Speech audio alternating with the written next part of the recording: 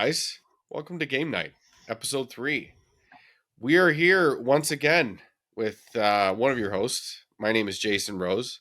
Uh, And before I introduce my partner here, I'm going to say, Eric, you look like a calm and reasonable person. Are you a calm and reasonable person? I yes. No, maybe. Here I am with my collector's edition Mjolnir here. That's I've been nice. waiting to That's show really this cool. thing off. It's incredible. No one's felt the wrath of it yet. But anyway, sorry to interrupt your recommendation or your introduction. Sorry, go ahead. Well, between your hammer and my Conan sword and my other sword, we should be prepared for anything. Yes, we're prepared for battle, my friend. The zombie apocalypse or the the Mongol invasion or whatever it is. Just to chase the women away that flock to us as we do this podcast. This is the real problem. It's been tough lately. All these women flocking to me. Hey, it's a gift and a curse. Yeah. Well. So yeah, this is Erik Kain. I'm Jason Rose, and this is episode 3 of the Game Night. Your all-encompassing video game podcast at our pace, I suppose. You can find us. I'm going to let you talk about the Substack. You know all about that since we with you. Yeah, gamenight.substack.com, if I'm remembering correctly. Yeah, gamenight.substack.com. Substack is it's a platform for writing and for podcasting. Started kind of more as like a newsletter thing, but there are a lot of podcasts on it now. So I have a couple other Substacks, and then we decided to do this podcast on Substack because it's pretty cool. Like it sends the email out. You can sign up and get the email right in your inbox and the podcast right in your inbox. And if we ever wanted to write anything to go along to sort of supplement this with, if we ever feel the need to, I don't know. Just sometimes we feel like sometimes I just feel like writing and then we just put it on there. So then you can have a little bit of both. And that's kind of fun. So kind of can fit all that in. And I also like Substack because it's such a clean interface. There's no ads. There's no it's just very clean, very white space, very which may not matter as much to people just listening to the podcast. But I think it's a good fit for a podcast. I think it's a good fit to sort of combine the audio, video, and written word all in one space. Well, yeah, I was completely ignorant of it. Other than, I saw a few people who used the outlet and I would follow them, but I was really familiar with using it. But it's really easy to use. I like it. We're a bit more organized now. 3 episodes in, we got our cover image, our introduction. We've got a host. We're out on all your favorite outlets too. Apple Podcasts, Spotify. That's it. I mean, what else do people use anyway? Well, I think I think that some of those others just kind of auto populate, right? Once the Apple feed is out there, they can just also get it on other. I don't really know. I see. I don't know exactly how it works, but I've noticed that really before on my other podcasts. Well, anyway, if you really want to watch us or listen to us, you'll find us on one of those. Yeah. Oh, yeah. And YouTube. There, I upload the video feeds. Yeah. So if you aren't watching the video feed, you don't get to see my nice Thor hammer. You just have to imagine it. And Eric's Conan sword. So, yeah. So what else? What's been going on, man? It's been a bit. Yeah. We've been battling some things. No one wants to hear about sickness. Everyone's been sick. So. Everyone wants to. Yeah. I mean, everyone has. It's boring. It's like talking about the weather. But what else been going on? Like, I've been watching some TV lately. Yeah. What have you been doing? I know Walking Dead just finished. Walking Dead finished. It was okay. Not how I would do it necessarily, but not as bad as it could have been. Not as good as it could have been. End of an era. Kind of weird. I've been writing about and making videos about that show for so long now. I think I started in end of season 2. So, I mean, it needed to end, so that's good. I've also been watching the second season of The White Lotus. That's been really good. I love the first season, and I in Canada we don't have HBO Max. It's covered between 2 different things. One is called Crave, and then they sparsely HBO farms out random series to other apps, which sucks because you can't get them all on one. And it's just I was paying for so many Oh, things. dude, I I know. just sort of got rid of Crave, although I love it. But now the free thing I have with Apple's starting to run out, so I think I'm going to get the Crave back and jump into White Lotus. The first season was Have great. you, if you have Apple right now, have you seen Severance yet? Severance, no. Severance Severance is definitely one of my favorite shows of the year. It's so good. So before your app, What's that about?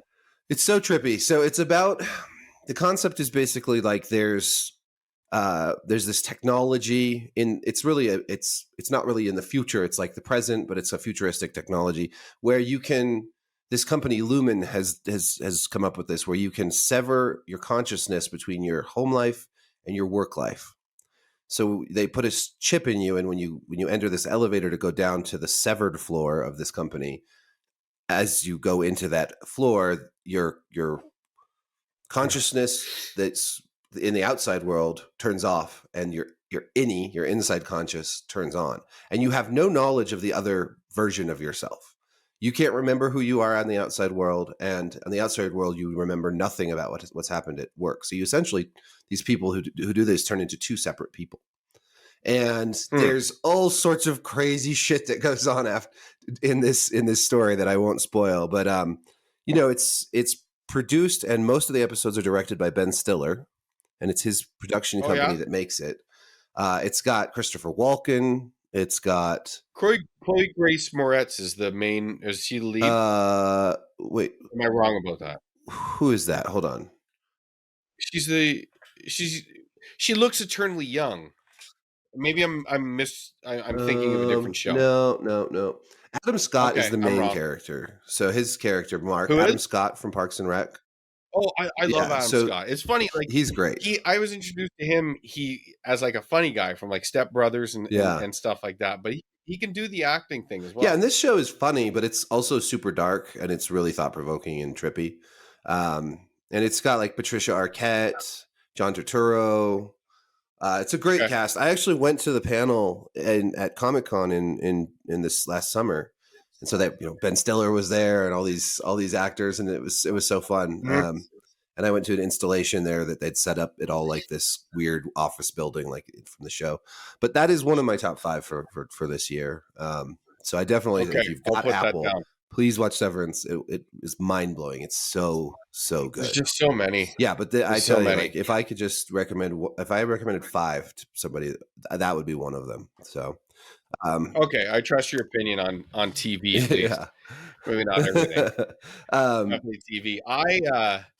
For TV, I just finished season 5 of The Crown. Do I you don't watch The watch The Crown at Crown. all? No, I watch like, I know a lot of people are like, oh, pretentious, Crown, and I don't even love like the royals at all. Actually, I had quite disdain for the modern royal. I love history, and I love like ancient monarchies and learning about the oh crazy yeah, things that they used to do and live like. I listen to these um royal what's it called? Royal Blood is a podcast that I listen to by Dana Schwartz narrates. She has a great voice. Anyway, that's a history like monarchy podcast I listen to. But that's cool. anyway, Well, right there. I delved into The Crown because I honestly I think what made me buy in was the score of it, like the Mm. music. I actually really liked it.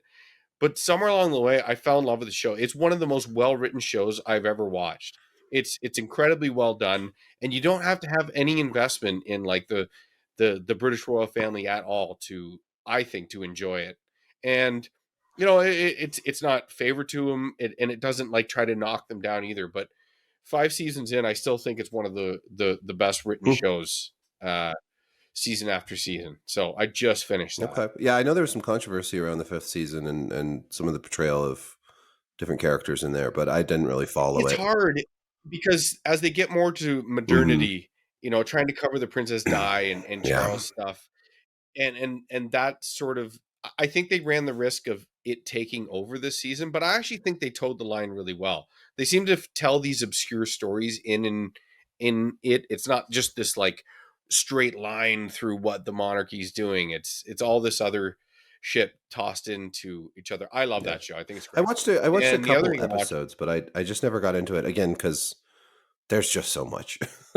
There's so much to watch. For sure, but the other thing I really like with The Crown is that every 2 seasons they switch Yeah. actors. Yeah, that's cool.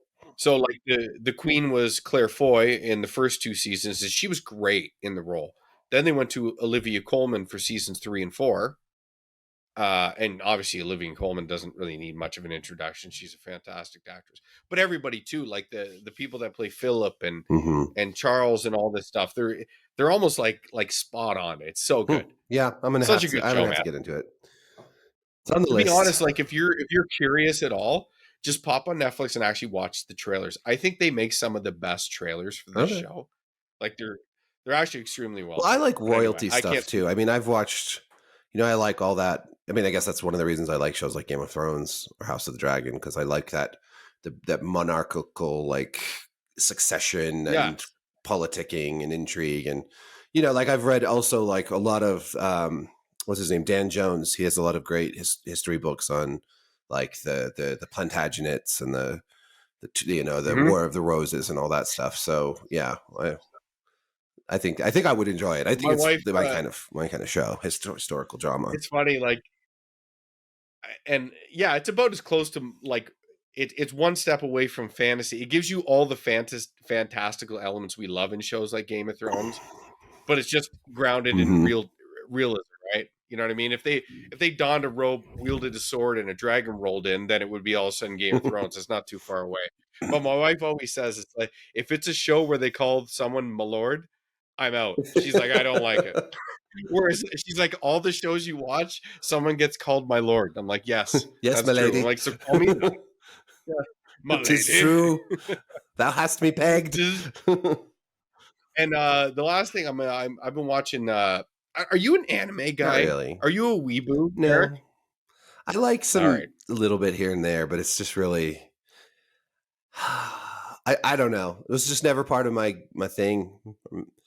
Like I play some JRPGs and I like Avatar: The Last Airbender and this and that, but no, I would not call myself an anime uh, fan. I mean, not that I dislike it. I've I always just been it's not. I've always been an anime guy. I just growing up, I've loved it. Obviously, there's just way too much to keep on top of. But they just released Bleach. Do you know what Bleach Uh-uh. is? It's A Nirvana like, album. okay, shonen is like Dragon Ball, it's like Yeah. Naruto. They kind of have these specific things we're not going to go over, but Bleach is one of them too. Well, Bleach was a running anime that got canceled more or less roughly a decade ago, and they decided to bring it back after a lot of outcry to cover this one arc. It's called the Thousand Year Blood War. And what they decided to do is they actually decided to go like high budget. The animation is super high budget, like it's really well done. The score is remade and well done. And it's actually, they put it in a later time slot, so it's more violent. Honestly, it's Hmm. awesome. They're doing such a great job. And actually, we're going to we have a lot more segments for you guys planned this time, much more regimented and planned out. So it's not no willy-nilly and scatterbrain, but we're going to have an intermission song, but the song I'm going to end with is this moment that I'll tell you. But Bleach fans have been talking about this. They wanted to see it animated for like a decade, and they finally got to see it. And this musical selection they chose is just like it's just crazy. It's like a Dark Souls. It's like the final boss's final boss theme. It's so Nice. good. That's awesome. So they finally had that, and it was just like incredible. Huh.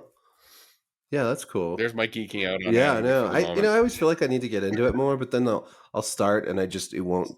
I don't know. Maybe it's because I didn't really grow up with it, but Mhm. like Attack on Titan. I So good. feel like I should like it more because it's a cool concept and there's some neat stuff going on, but the main character just shouts all the time and it drives me crazy.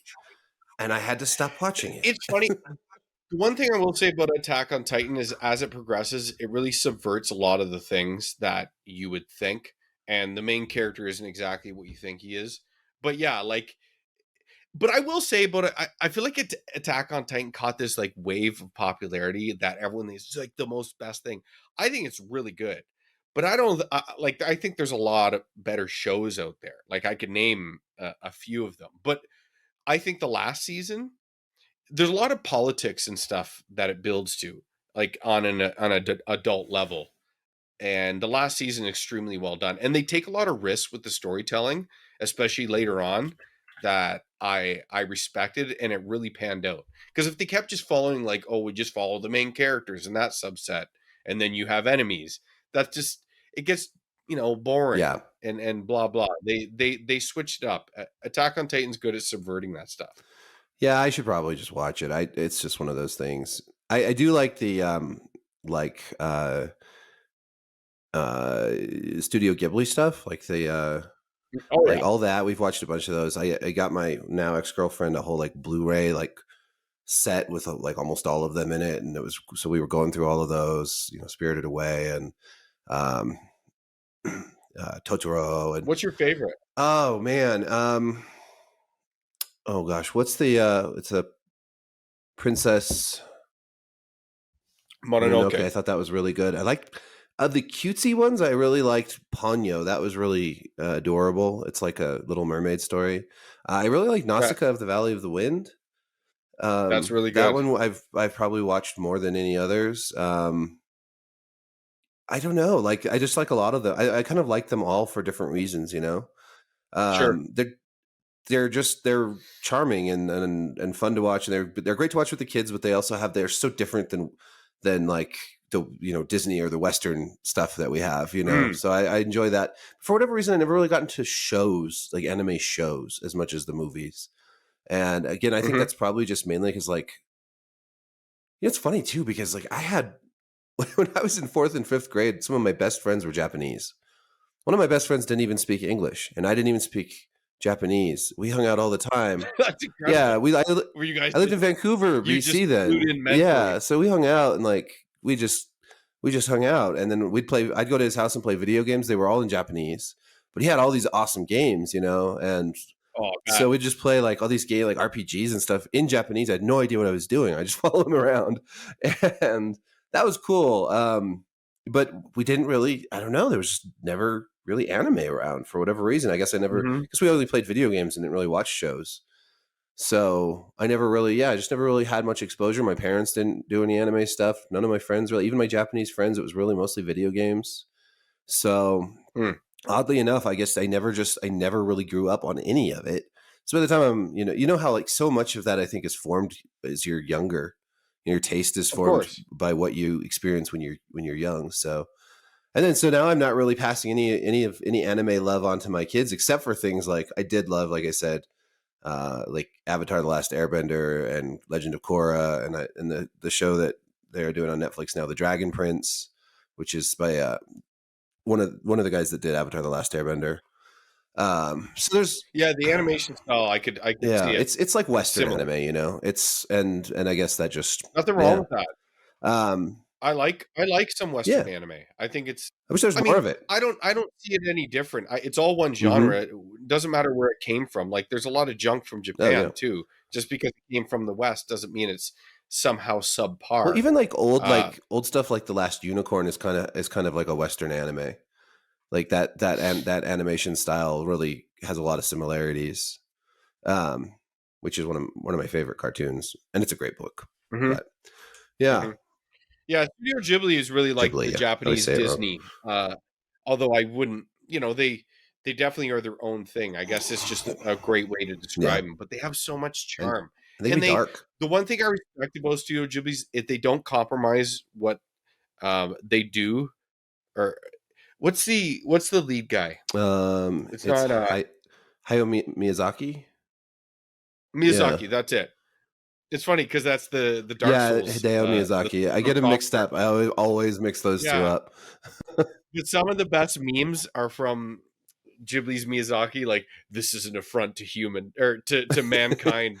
This one, like, I watched a making on their studio making some of their films, and these guys brought in this animation art like program that would like animate these monster. He was basically what they chose for their example. What to pitch to him was this almost like a deformed life form being animated by this AI thing, and he's just an old guy looking at it. He goes, "This is an affront to all I hold dear and to mankind."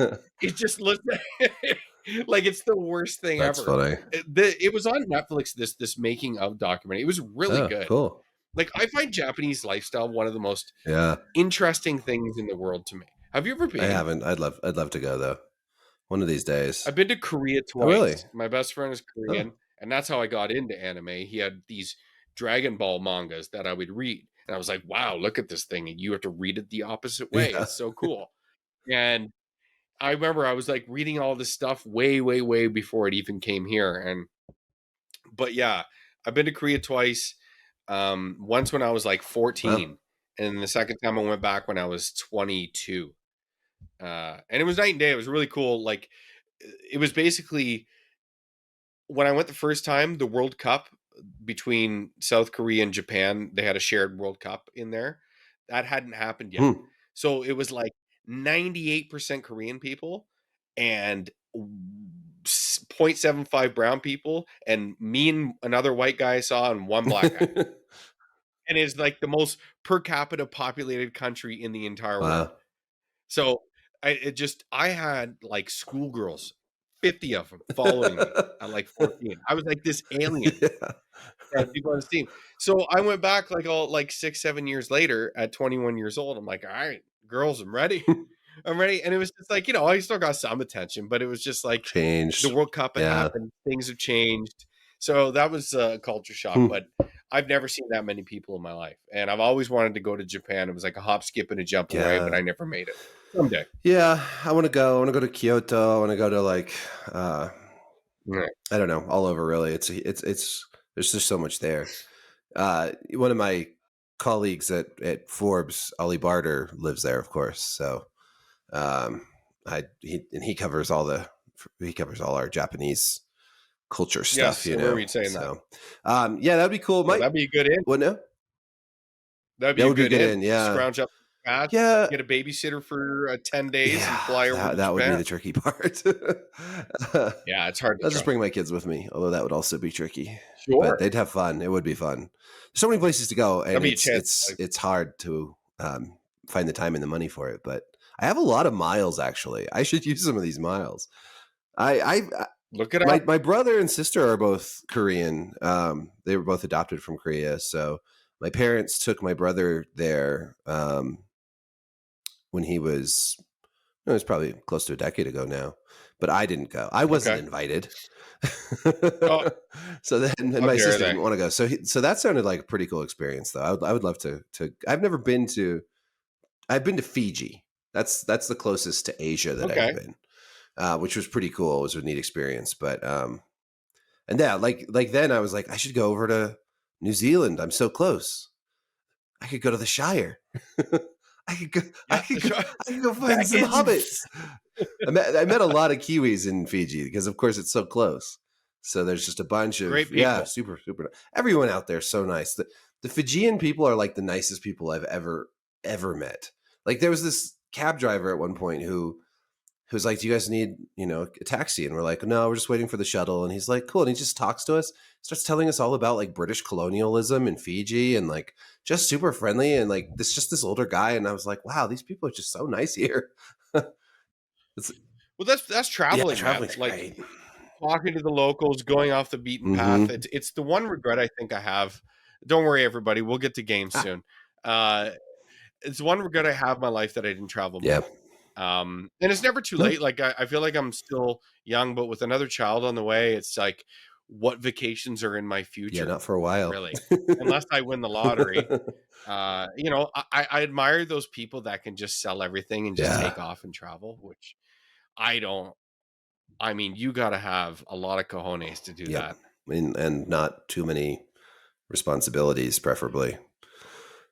Well, like some people just travel with Yeah. their Oh, I kids. know. Like It's I don't crazy. know how they do it. I mean, they must just play the Instagram game and hope they get Yeah. lucky and just they're like, we have, I have 400 grand. Let's see where this takes us and hope the Instagram gig takes off before the money runs Right. out. You know what I mean? Or else we're double fucked and our kids have no Yeah. future.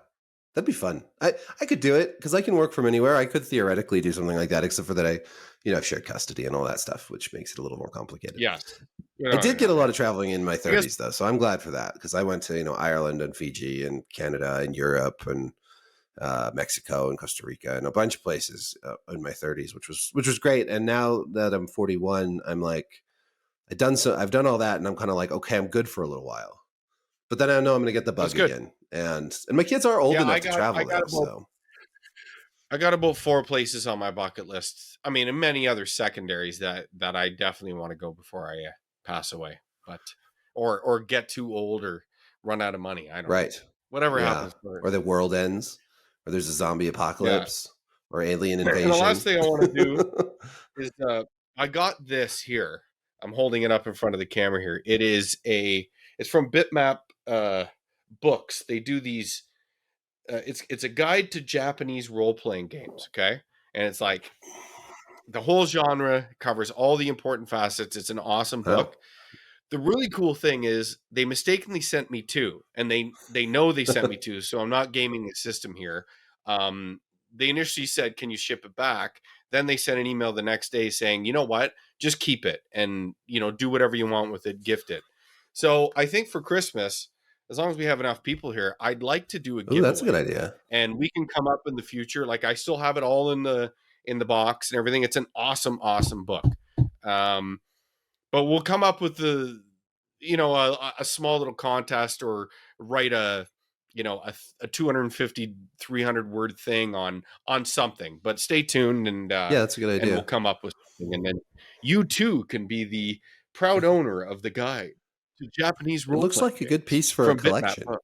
Like, It's awesome. definitely. Yeah, I'm Japanese JRPGs, RPGs are my favorite genre, so I thought, I have to get this thing. Yeah. So I did. Oh, nice. That's some good luck there. Somebody will make out like a bandit. Giveaways are fun too. Yeah, Yeah, that sounds like a good idea. We should do more of those in the future. Also, I think for that's sure. great. As long as codes or Hmm. whatever the hell we can come up with, we'll do what we can. So, stay tuned on the Substack. And if you're listening audio wise, try to go in. I'll include a link on all the episodes that'll you can link to the Substack with the write up of the episode, and you can check Hmm. in there. But anyway, let's go to our first segment, which is our shared game recommendation. You out there can play along with us as we go. It'll be from episode to episode. Um, but I came up with this week's. Eric will come up with next time's. And drum roll. First game recommendation for episode 3 is going to be Tunic, which is developed by Andrew Schuldis, and it was published by Finji. I think it's a relatively high budget indie title that came out recently, and it's on just about everything. I don't know if it's on Switch, but it's on everything else. Let's see. I'll look it up. Am I right? Yeah, it's on it. Yeah, it's on Switch. Oh, okay, It's it is on on Switch. Switch. Seems like it makes sense a lot on Switch. Yeah, it's on a bunch. Let's see. It's It's on PlayStation, it's on Xbox, yeah, it's it's definitely on on Steam. PC. It's on Mac. Oh wow. It might So be it is on it might be everything. Mac like through Steam or something. But yeah, Xbox One, Yeah. PlayStation 4, PlayStation 5, Xbox Series X. Yeah, everything. Not mobile. Doesn't look Yeah. like it's on mobile. Not yet, anyways. Good. It looks kind of like Good. like Definitely an like a anthropomorphic fox in Zelda, kind of. Mhm. Yeah, because I've seen trailers for this, and it's been on my list of like.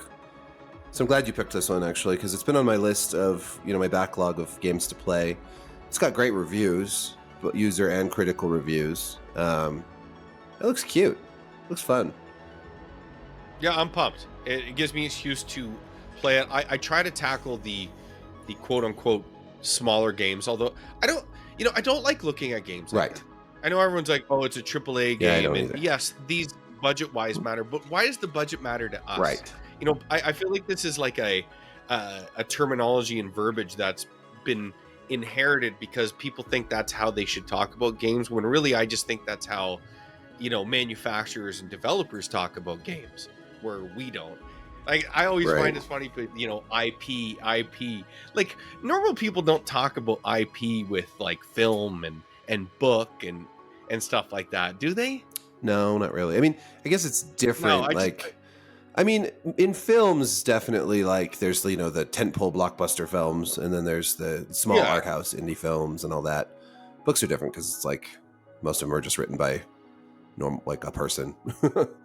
um, yeah, I don't know. Like games, yeah, I don't love to think of them that way either, and that's partly, I guess, because of personal biases, which is like I do like a lot of the big franchises. Um, Oh, I do too. But it's like it feels like, when there's award time or when people talk about things, it's like there's no way it's just an indie title. It was a smaller title. I'll tell you, like I go back, like in 2014, I gave Supergiant Transistor my game it's a of the great year. game. I Yeah, thought it was the best game of the year by they far. make great games.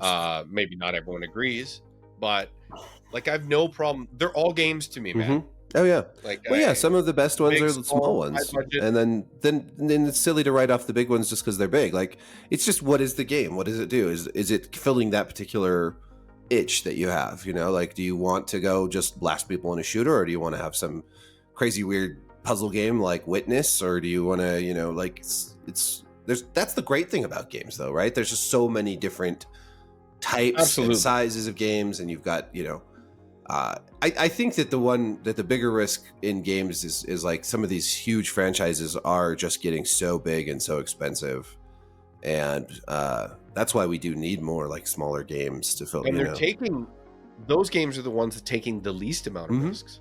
Often very And true. that's Yep. why I seem to grab, they have to fill these quotas. They have to be such and such long, and they gotta this amount of like an Oh Ubisoft yeah. game. Like when you think of an Ubisoft game, you kind of know what you're getting, and to me, I'm automatically turned off. Right. So, Except for I mean, we're going in a different when direction, they but do when they do Ubisoft has some cool smaller titles out there. They've made some interesting, I mean, yeah, they've got, and even recently, like that Phoenix Immortals Rising game, which is a terrible name for a game. That it was a is. fun Well, remember game. what was the original name to that before they changed Was it? it just Because the Immortals? original name was It was great. just no. No, Okay, I'm looking it up. it was something. Yeah, look it up. But the first name for Immortals. that game before they Yeah. changed it was great. Right. What does it say? Oh yeah, Gods and I should. Monsters. Yeah, Gods and Monsters. Such a Cool, better cool game. name. Yeah, Name. I think they were trying to franchise it. They're like, we're gonna call it Immortals Phoenix Rising, and then the next game was gonna be like Immortals Phoenix. Panties Yeah, dropping. something like that. And then Immortal, they want to. That's that like so many. Well, Ubisoft may be the worst of them all when it comes to like franchising out games into a formulaic experience that has very little. I mean, I guess they make changes. Like the newer Assassin's Creed games definitely took a big turn away from our earlier games, but in a lot of ways, you can see how like all their different IP started feeling the same, and it's almost what's totally killed playing any of those games. Because when Far Cry Yeah, and for sure. Assassin's Creed and The Division and Ghost Recon are all sort of the same game in different skins, it's like, okay, well, I'm not going to keep playing the same game over and over again. Yeah. Points on a map. I agree with you. But that's my philosophy for Yeah. games. I play them big and small. Yeah, I mean, yeah, and some It doesn't matter. And so should you out there. Like, it's just time permitting. Obviously, play what you like. I'm not telling you to do something you don't want to, but gaming is such a vast medium full of so many things. You should just get out there and pick. And hopefully, getting back to the subject at hand, you'll try Tunic if you haven't heard of it. I mean, it's not exactly the most obscure title. No. It's a pretty, well promoted indie title. I don't even know what indie means really, but it's a smaller developed game. But I know it did have some money behind it. So, yeah, how indie, whatever. But hopefully you'll jump into Tunic at least to some extent with us and have something to say about it. What I found with the smaller games is you bring up Transistor from 2014, and man, like back in 2014 and in that era, there would be, there were quite a few games being released, but you could follow along. It was a tough year. It was that transition year. PlayStation 4, Xbox came out in late 2013. So 2014 was that first year. It's kind of the years we've been having with the PlayStation 5 and Series X. But, there was Shadow of Mordor. Yeah. There was Dragon Age Inquisition. There's a lot of good games. But you could. They were good, but I wouldn't say there was great There's a lot of games. good smaller But games too, though. But there was a lot of games. There was a lot. There weren't so many. See, I guess what I'm getting at is there weren't so many games that you just felt totally overwhelmed by the sheer number of them. Whereas these days, I have a much harder time keeping up with the indie scene because so many games come out every month on Steam, and so many games are hitting the Switch, and it's just like, oh, it's just so much. Like, I think like. yeah, like I like the quiet years. Mhm. This year was the first quote unquote busiest with the tentpole titles coming out, at least for Still kind of, yeah. PlayStation and Nintendo. Poor Xbox. We'll get to that later. But I liked last year. Like, a lot of people are like, last year sucked for games, but I'm not the type of guy that's waiting on bated breath for these Right. long. I like big games. Don't get me wrong. I want to play the newest Final Fantasy and God of War. It sucked when it was delayed, but I figured these delays happen for a reason. But it also gives me time. Like, how do these people not have these extensive backlogs of games that Right. stare at them and are like, fucking play me, dickhead. You spent this money. And it gave me a chance to like play this stuff. I don't know. They could literally So not last year release I a liked. single game in 2023, and I would have plenty to play that I have never Sure. played before. I wouldn't mind if the video game industry took a pause for Yeah, a year. it'd be was- crazy. I could but catch up and not miss yeah. out on anything. It would be great. I mean, you could still probably not catch That's up, never actually, because there's so much out No, I there. definitely would. Yeah. But you could catch up a little. Mm-hmm.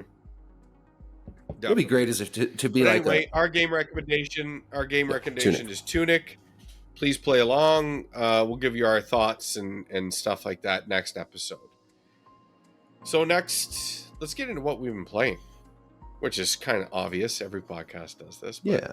I'll let you go, Eric. Why don't you Oh go? well, I've been playing Call of Duty mostly, Which is great because, again, complete blind spot for me. At least these days with COD, I don't really have time to jump in. So, but I like hearing about it. Yeah, so for me it's like partly it's a social thing. Like, I play with my kids and I play with my friends and my brother, and so since everybody's playing, I end up playing a lot of it because that's how I get a lot of my social time.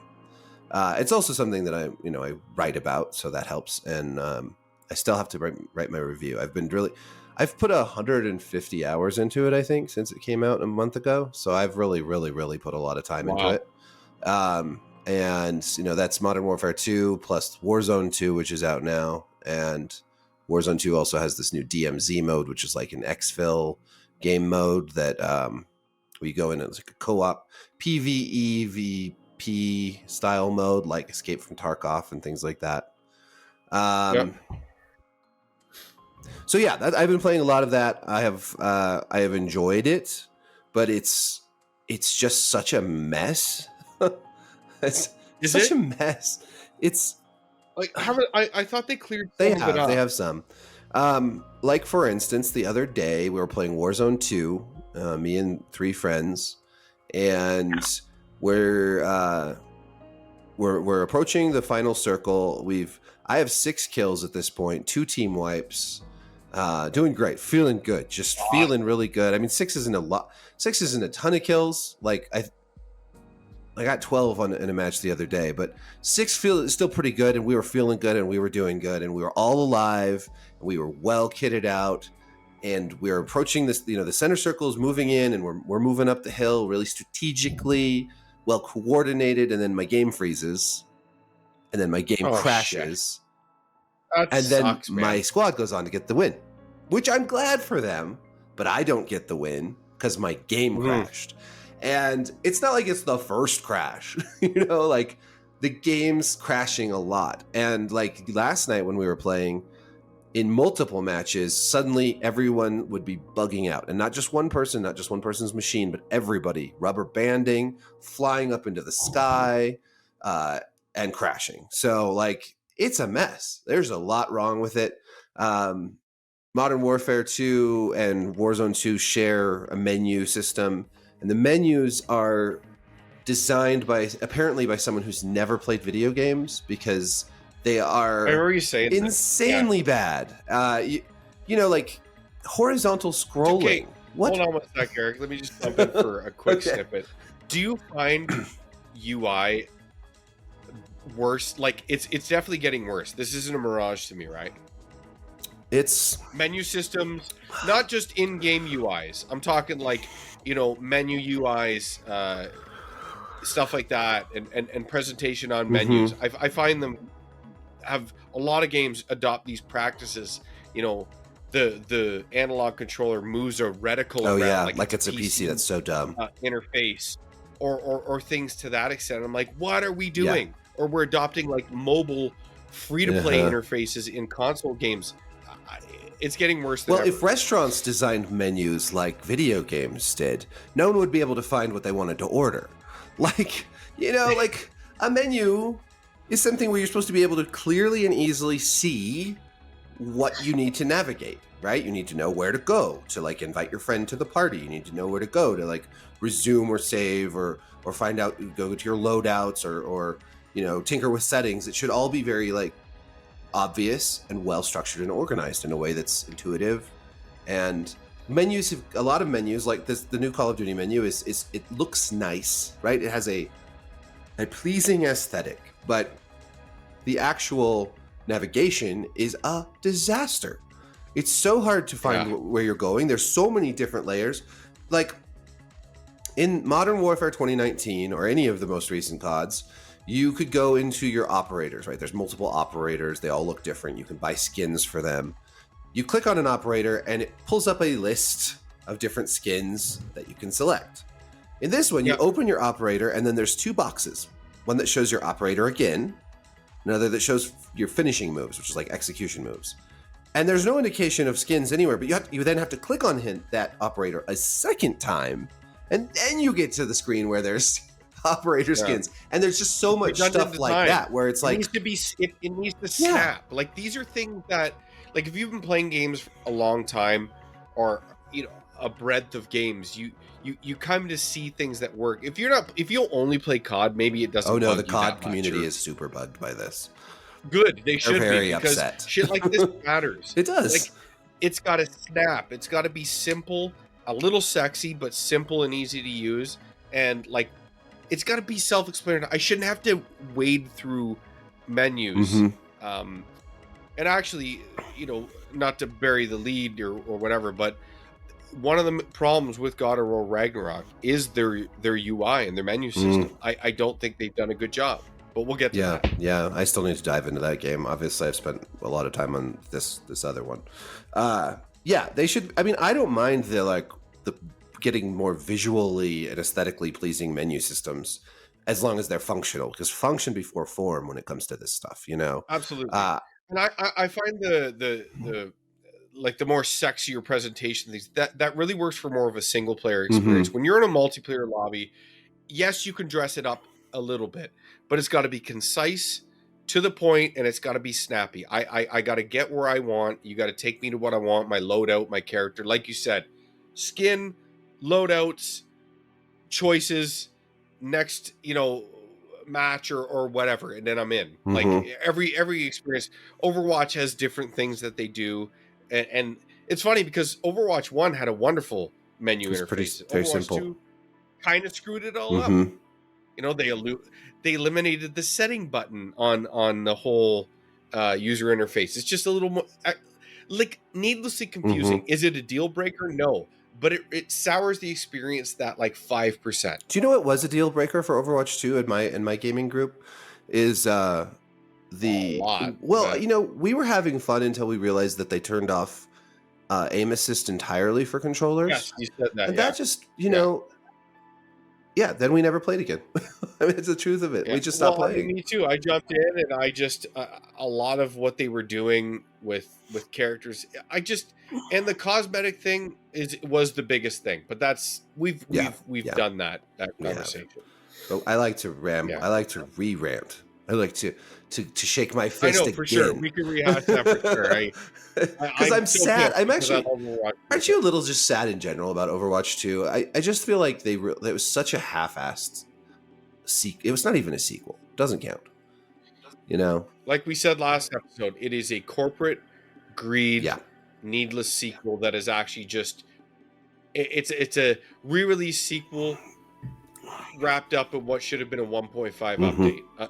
You could have done this in a complete update and just gave people what they wanted. I don't know. And it's greedy, and I'll never play it again because Yeah, of that. Destiny was kind of a similar situation for me. Like, I don't understand why they had to, and of course this is a while back now, but I remember at the time, why did they even need a Destiny 2? Why didn't they just continue with Destiny and just give us more Yeah, that planets? wasn't that And like an Activision publisher idea as opposed to what Bungie wanted to yeah, do. I think it was like partly because of Maybe the I'm wrong. engine. They needed a new engine because the engine they were working with was just terrible. And I remember reading about how like to do one simple update was just this enormously time consuming thing. So, but I think they could have just taken that game, ported it to a new engine, like that's what building a new game is like, and just continued with that game as Destiny. I kind of hate that it's Destiny 2.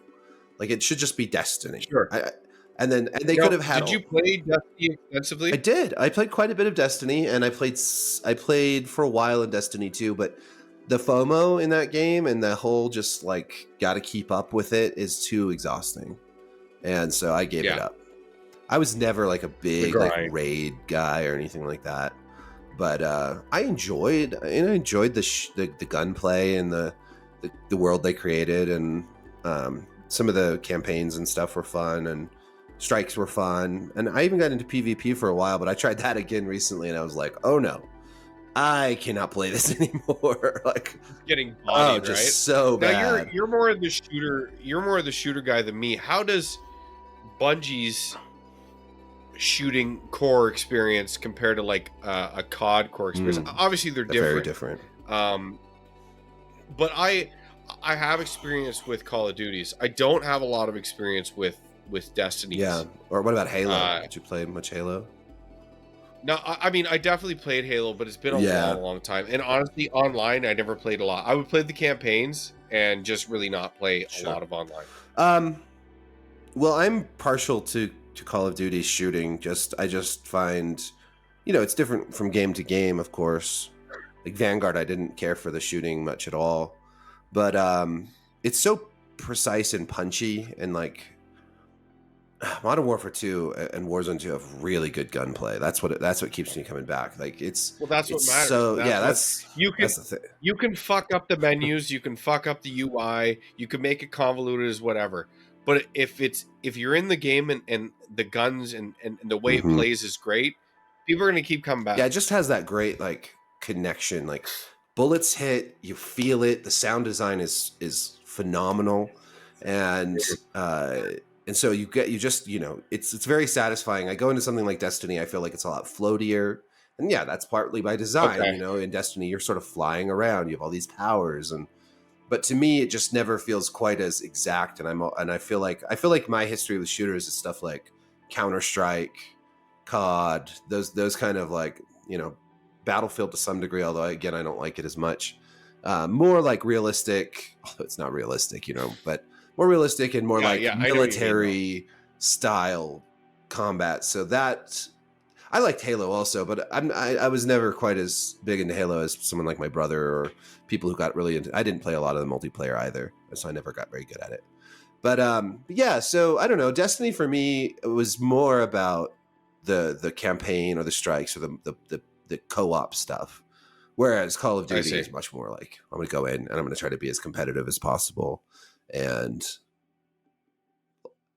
as I was talking with my brother, who's way better than me, by the way, I attribute that to him being 7 years younger than me. So that's part of it. Okay. Well, there you go. He is so ridiculously sweaty sometimes, though. We got a W in Warzone 2 nights ago. Yeah. If you're not sweating, you're not trying. He is crazy. He's ridiculous. Our whole squad was down except for him. And there were like 6 other players left. And he killed like 4 or 5 of them and got the win. I love that. It was just that's when he got downed. What's and that? Self-revived. He was that meme. Like it's like that cartoon meme where you're like this. Squad dies. I lean forward. You know what I mean? And then you're like fully engaged. Dude, there was in Final Fantasy 14. See, it's funny. We have different like multiplayer jives. Like if I'm going to play multiplayer, I'll play like a Final Fantasy 14. Or a fighting game. Like that's more or less what I would gravitate. But anyway, like I remember my squad going down in Final Fantasy 14 a few times. Like now I haven't played a lot, so maybe there's people who play 14 and they're like, "Oh, what's he talking about? That's so old." Like I remember once against Odin when that raid first came out. He initially was this spawn boss that everyone would have to fight, and it was really hard. But eventually there was this trial you could play, and it wasn't easy at first. And I remember like a bunch of guys just got wiped, and I held the fort as my dragoon for a few minutes, enough for people to get raised and back into it. And I was like, and I actually have on my YouTube channel, I have that video Nice. of that gameplay video. And another one was I was a samurai fighting Suzaku, which is these four deities in Japanese lore that carry forward from actually in Final Fantasy 11, their original MMO. They were some hard bosses, and then they made them later in Stormblood, the second expansion for Final Fantasy 14.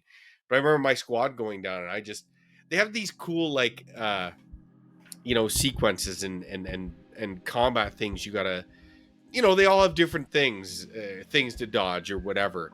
And I was just like, I zoned the fuck in, and I'm like, all right, we're not losing this one, boys. I got it. And again, same thing.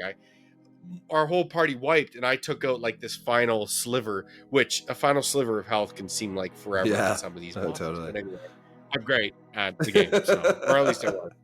I love the drama of moments like that, like in either a competitive game or like a Dark Souls. Like I gravitate to games where it's like where I get that feeling, like we've all had that moment in a Dark Souls or one of those games, multiple. I that music kicks in and you're just like, fucking, and I know this fight, and I've gone down a bunch of times, and then I'm almost down, and then you just sometimes something clicks. Yep. Like this fight or flight thing with your video game skills, and you're in. You just pull off that crazy hit or that crazy shot or that dodge. It's right, just the perfect moment.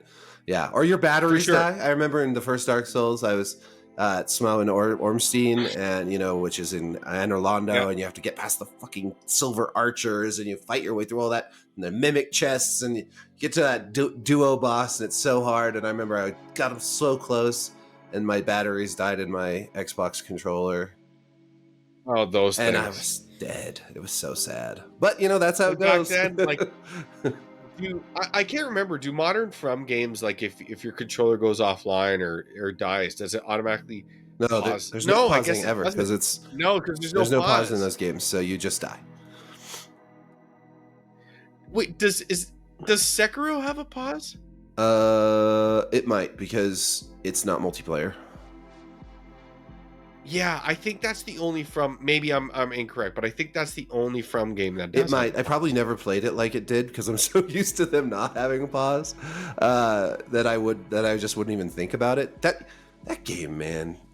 I know we talked about this before, and I was just gonna say, if gaming went on pause for a year, play that. That is the game I would focus on, because I think it is. I think about it often. I really do. I think about it often. There's some games I think about, like. I want to Persona 5 Royal. I want to I've never finished that game because it is like super long. It's super long. I didn't finish it either. I like it though. Like I think about that often because I know I'll love it. And I actually got in about 20 hours, and then they announced that they were doing a PS5 version. And I'm like, well, shit. I'm weird like that. Yeah, I'm like, shit. Like, I know this isn't going to really run better, but if it could run like this fraction of a bit better, I might as well wait, right? Yeah.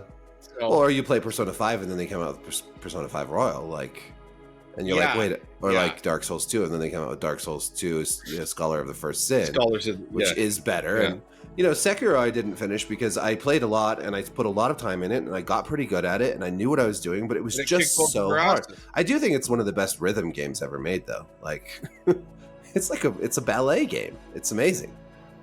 I think it's incredible. The boss designs and the gameplay flow of it. I actually think it is brilliant. Yeah, it's brilliant. I know there is in that game something that will click for me, but I have had a fuck of a time finding it. I knew a lot of people who I mean, I don't know how far you got in it, but I knew a lot of people who gave up at the first ogre and just were like, I can't do this. No, I got way past that. I was good, but there were some of the later. Actually, I wouldn't even say later. When I feel like there's a distinct point where some of the bosses, there are some deflection things you must Yeah. do. Well, I mean, I shouldn't say must, because there are some guys out there that actually prove that you can just dodge shit Oh yeah. in that game, even though it seems like it's not the dodge game. Right. You can dodge that, But it will be harder. but I Like, mean, because there are some bosses like the bull where you really need to figure out how to parry it essentially, because then you're going to take it down a lot faster.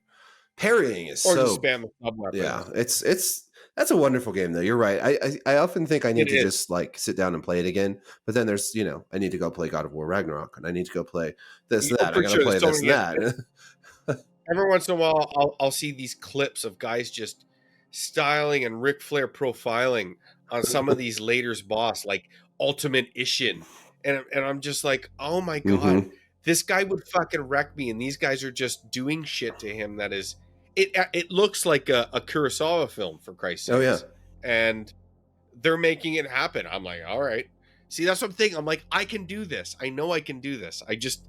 It is hard. It's not Well, I easy. mean, it's like I saw this chick streamer who, when she played Elden Ring left-handed with one hand and got through it, and like just these people are crazy. I don't understand it. Oh yeah. Like I've seen it, some of the Bloodborne beat with a dance pad or something like yes. that. I'm like, first of all, I don't even know how you would think of, like, fuck it, guys. Today I'm just gonna do Yeah. this. Yeah, Right. I'm like barely making it through. I don't Yeah. feel like I'm a bad gamer by any means. I feel like I'm pretty good at all this stuff, but boy, so I mean, I guess to some people, just for one thing, some people will just play one game exclusively for so long, and they'll Yeah. be very, very good at it. And When I was young, like, for instance, when we were younger, there were certain games, like, not certain games, we just didn't have the buying power, and we would have these games. I'm like, well, this is all I have to play, so I'm just gonna keep playing this game, and I would just get badass at it. yep, that's what. Right? I just could speed run. I knew where everything was. I knew attack patterns, and eventually it just becomes second nature. But I guess that's the way they do it. I'm always endlessly enamored by the speed run. Yeah, that's a whole thing, and that's another thing where it's like, it's funny. I would never think to do that. I never would think, oh, I'm gonna. I mean, I guess, and to some degree, like they like in the first Mario Brothers, they sort of teach you a speed run, like a very basic speed run, right? You can warp really quickly to the final world in the first Mario Brothers. But yeah, I guess I never really. I'm not really a total completionist, but it's really hard for me to skip content. So speedrunning is like the antithesis of how I play games. And this is another reason why I think all these big open world games with like a shit ton of stuff to do have been really bad for me, because I look at them and I think there's so much to do. I'm never going to get it done. So I'm not even going to try. Sure. Like I can't do all this. Like, please don't give me like, it's just too much, So yeah. That's why with Witcher 3, I never finished Witcher 3. I got into it late, like super late. Yeah. And I was playing, I actually was like, I think I was like 35 hours in. And then they're like, CD Projekt Red was like, all right, we're going to put this and update it for modern consoles. So I just put the controller down. I'm like, okay, I'll wait. I waited so long, I might as well just wait for like the best version of it, which is coming in December. So I am going to play it. Like, I have all the expansions, and I love that game. It's a good game. I think it's incredible. I will say, I think that I was a little bummed out that The Witcher 3 adopted the open world format that it did.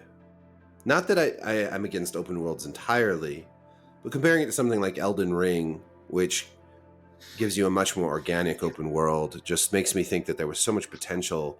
Because, Witcher 2 was not an open world game. And there was not question marks on a map. There weren't all these things like that to do. And when I saw that, when I started playing, I thought, this isn't really exactly what I want, because what I'm here for are these great characters and stories. And I don't need... They definitely did deliver. Oh, they did. The Red Baron or whatever, that whole quest line. I don't know if you got to that with the 3 witches. That was Well, that's right at the beginning, more or No, it's a less. side quest. So You don't yeah, even for have to sure. do it. Like Yeah. it's Well, it is a Oh, is it mandatory mandatory? It's been so long. quest. No. But like part of it. Yeah. But to pursue the full Okay. quest, it becomes a side Yeah, quest. that's Yeah. right. That's right. It's been years. And you can actually fuck it up, like where it will just sort of end, and you won't pursue the full amount Which of is it. sad But because that's a why great these quest. games, yeah, it is so good. I finished it, and I finished most of the DLC, but I think then I also stopped because I'd put so much time into that game. It is a phenomenal there's Heart of game. Stone, Yeah. and then there's Blood and Wine. And from what I understand, the DLC is as good, if not better. It's really good. Than the main. It's excellent. But you have to think, like, that was 2015, and that's crazy. You look at like Bethesda came out with Fallout 4 right around the same time, and by comparison, like what The Witcher 3 was doing was so far ahead of what, like, Bethesda was like, here's our game, you guys love our formula, and CD Projekt Red was like, no man, the game has changed. Yeah. And so for the time it was like, okay, like, but at the same, like, the gameplay wasn't incredible. The one thing they did is they kept iterating. Like, there was like 20 patches for Witcher 3. At least, if not more, of content, gameplay iterations. And this is, again, we're getting back to the thing why I don't play games on day one. That's exactly why. The Witcher 3 basically transformed. It was almost an entirely different game from where it was released to what it would. But anyway. Well, they're good about that. I mean, to some degree, CD Projekt Red is bad about releasing games that are super buggy, but they're good about fixing them. Although, sure, I never did get into Cyberpunk 2077. I just didn't like it. Did you try it? I just didn't like it. Okay. I didn't like it. I don't know. I didn't like the shooting, especially, and I guess I'm picky, but I really didn't like how the combat was. So did you try it at launch, or did you try it after the next gen patch? Nope, haven't played it since. I played on PC. Okay. And I will try it again at some point. I honestly just kind of got a bad taste in my mouth around the whole thing. It felt so unfinished and so rushed out the door. And you know, CD Projekt Red is one of those developers I have historically had a lot of respect for because of their approach to DLC. They squandered it with Cyberpunk. And it kind of bothered me. And so I just was like, I don't really like it. And I'm not really happy with how they've approached this. And I'm just not going to play it. So they should have cut the last gen SKUs when it moved along in production. I guess it's easy for me to say when I don't have shareholders and things to answer to, like all of us, but I think the writing was on the wall and they were trying to serve too many masters with the architecture. Again, we're ignorant of development. Well, but we obviously it was too much. The result was it was too much. And the result was their share price fell. And they lost a lot of goodwill with the community that they'd built a lot of goodwill up with. So I don't think that's a wrong assessment at all.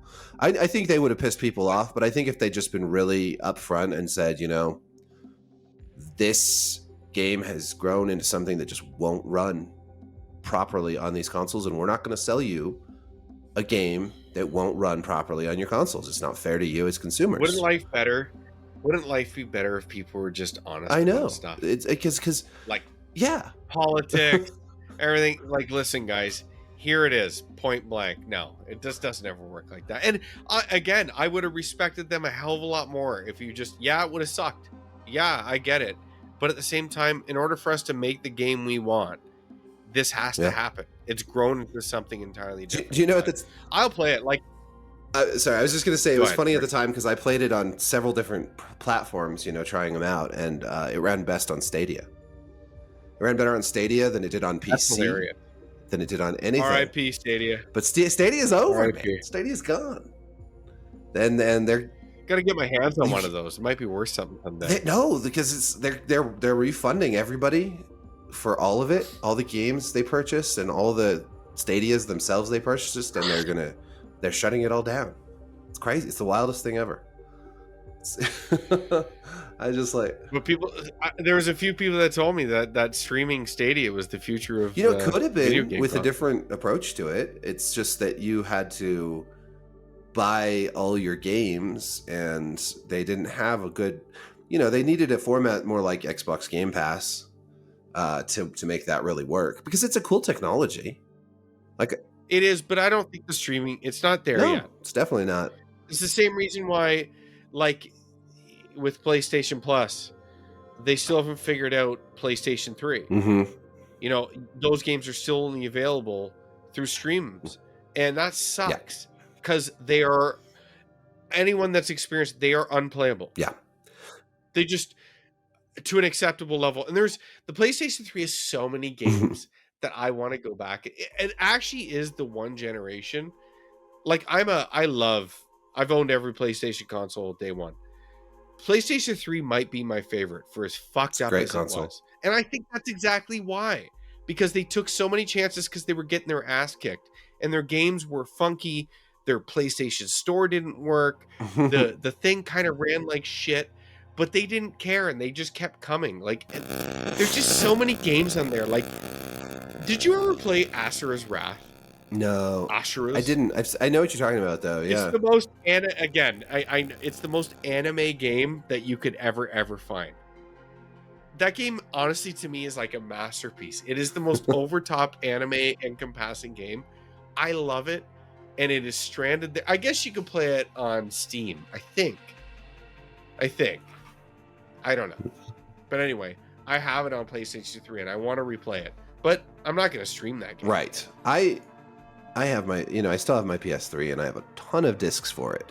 And that's, that's not something I can say like I do. I have some PS4 discs and I have probably no PS5. Like everything is digital now. But I've got, Okay. See, I'm still, that's where I'm still a physical guy. Yeah, I just, I guess I don't know. I don't hate having the digital stuff because I can't lose it or scratch it. Sure. And I would. Are you sure though? Well, you can't scratch it. You can lose it, but I lose my discs and stuff. I was gonna look up that game, Asura's, to see if it was on Steam. Asura's Wrath? Yeah. I don't. It's so good. I don't see it on It's Steam. a Capcom game. Okay. It's a Capcom game.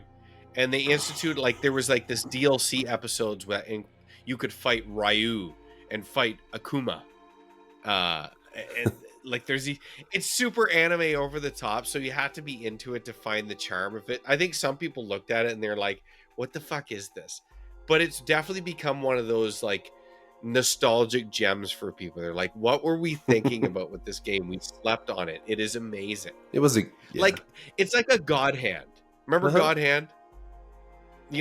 Some people just didn't get it. And to be honest, it is kind of fucked up. Like, I remember the IGN review was like a 3 out of 10. Or other people were like, it's a 9 out of 10. This game is phenomenal. So it's kind of one of those. Yeah, there was a lot going on with the PS3. That was a fun era.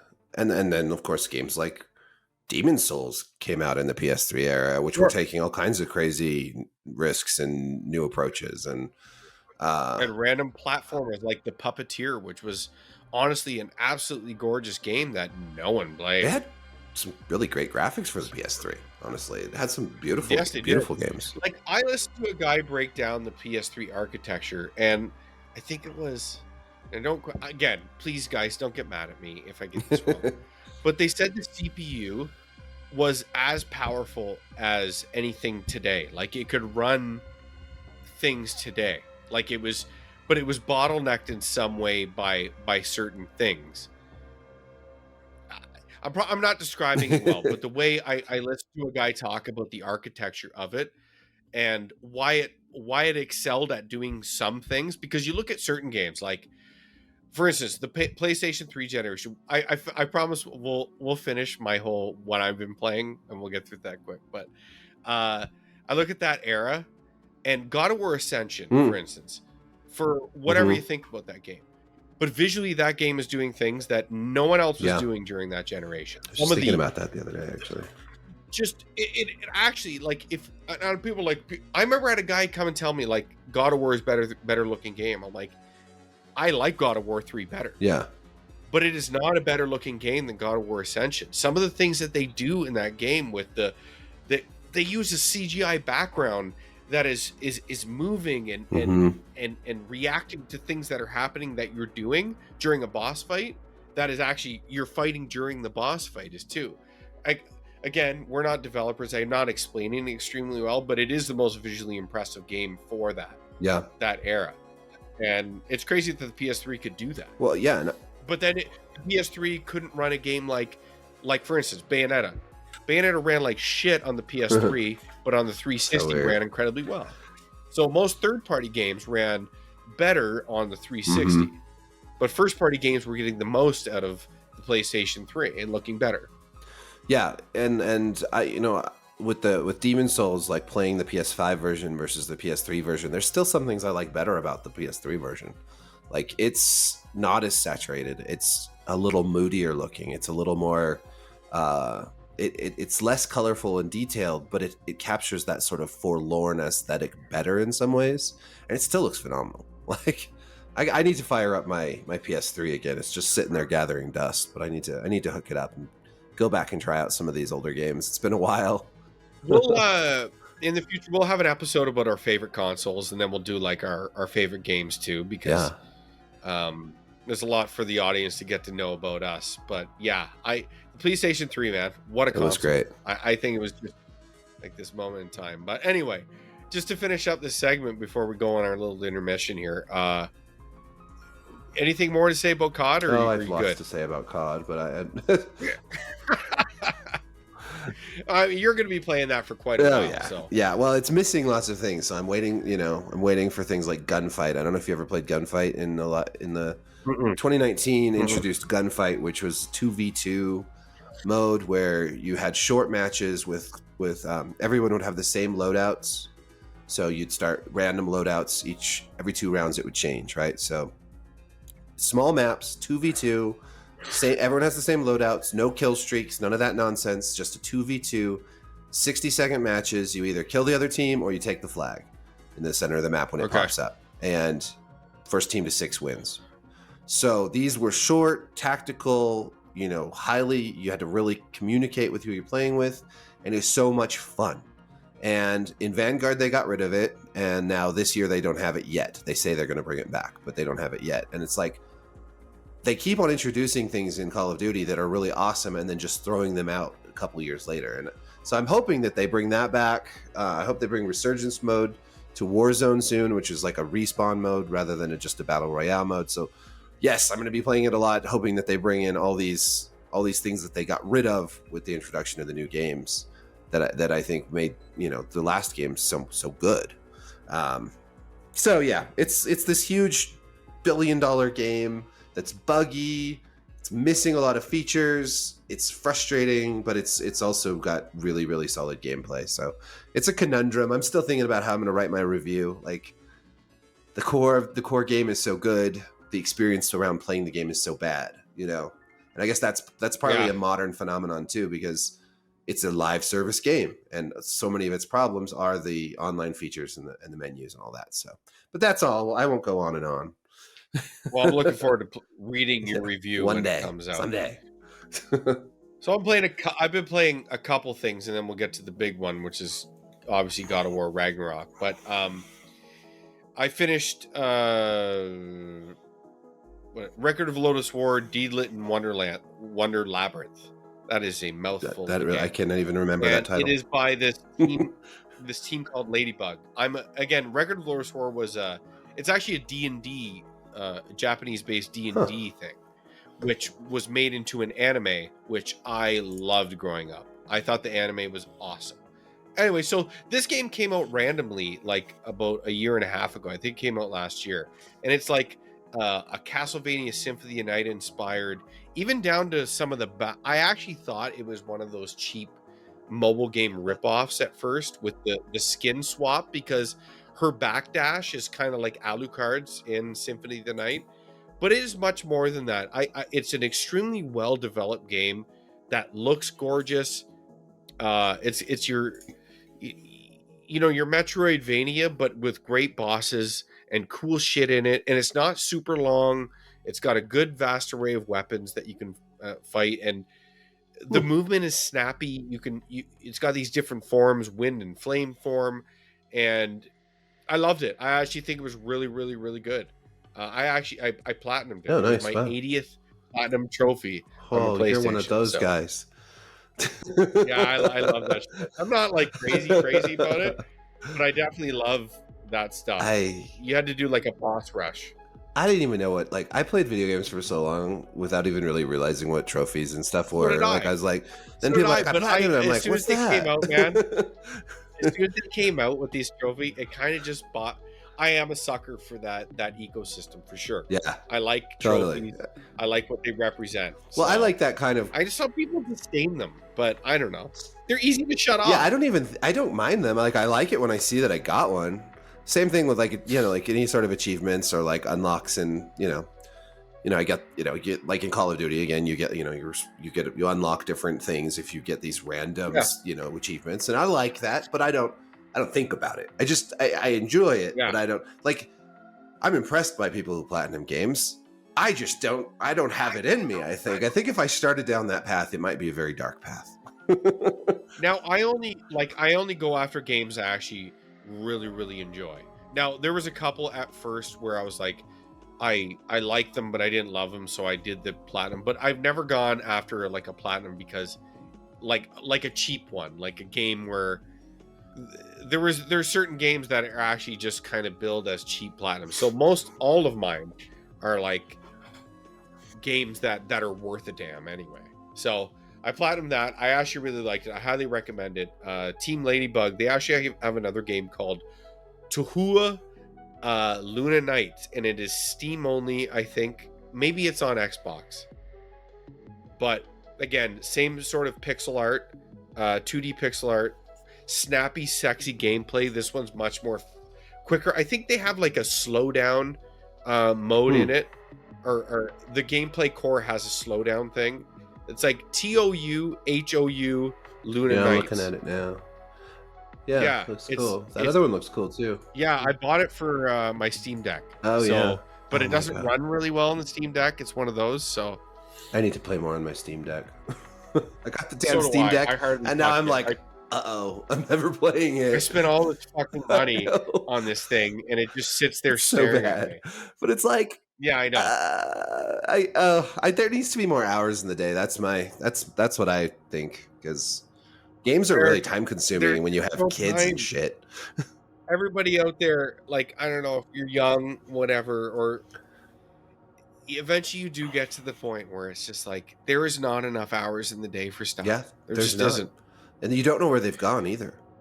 Like, I what don't happened know. to my I don't day? know where we I go. got up at 6:30 this morning and it's already nighttime and I haven't achieved anything. What happened?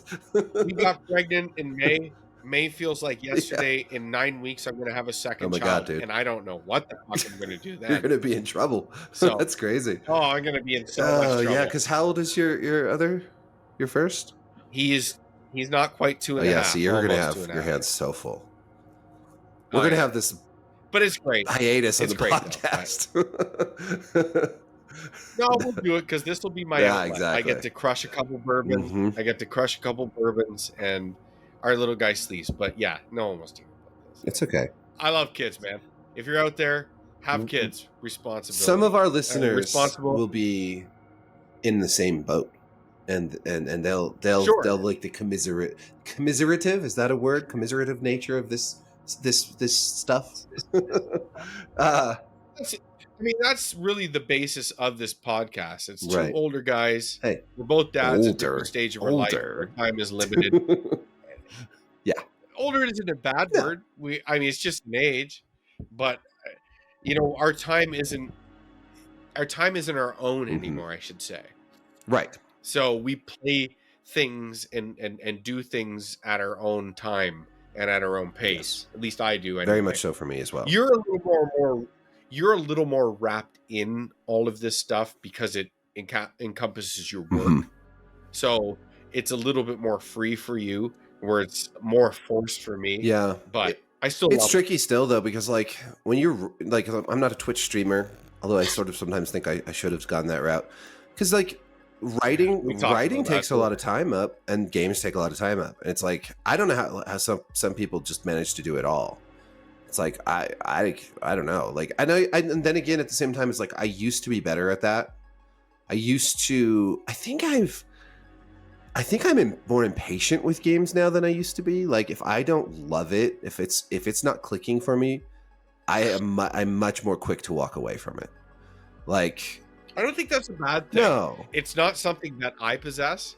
Now I will walk away for games, but I think it takes me a lot to do. yeah, I I I want to believe in what they're doing. yeah, And I remember Yahtzee saying this thing: if a game doesn't grab you in the first 10 to 15 minutes, it's you know, you put it down. I don't believe I don't in think that. that's always I just don't. true. I think No, definitely not. no. Because of games like No, Persona like and stuff that have taken a lot longer. there's exactly like you're not even into the game at that point. You're really not. I don't think that's an all-encompassing truth. But I will say that about video there games. are games that will tell me in the first 10 or 15 minutes that I won't like it. There are games where the dialogue or the voice acting or whatever is so atrocious or so off-putting that I'm just like, nope, probably not for me. And I'm trying to think of one. I can't think of it off the top of my head, but a lot of these sort of, and then maybe this is a taste thing also, but like Eurojank games, like some of these like French developers and whatnot that come out with these kind of janky, cheesy games, and I start to play. And I've played a number of them, but I think I have sort of lost patience for a lot of those. Give me one. Oh my god! Give me an example. Let me look at I'm just having trouble remembering. Let me look up a. No more. I'll the other game I finished. Well, I finished Valkyrie Elysium a bit ago, but they came out with a DLC free patch called Hilda's Revenge. You played this Dark Valkyrie. Bottom line, it was just it isn't worth playing. It has almost nothing to it other than you get to play this cool other Valkyrie, which is. It's fine, but completely unnecessary. There's no story context for it at all.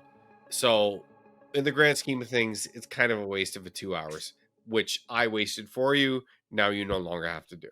So, you got it there? I got some. There's one that I'm example? trying to remember, and it's a Wolverine. It's not like Wolverine the superhero.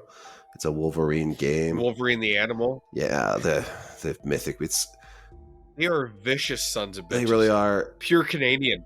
And it was so bad, and I just can't remember what it's called. One pretty famous one would be like Elex, ELEX, which is like an RPG-ish.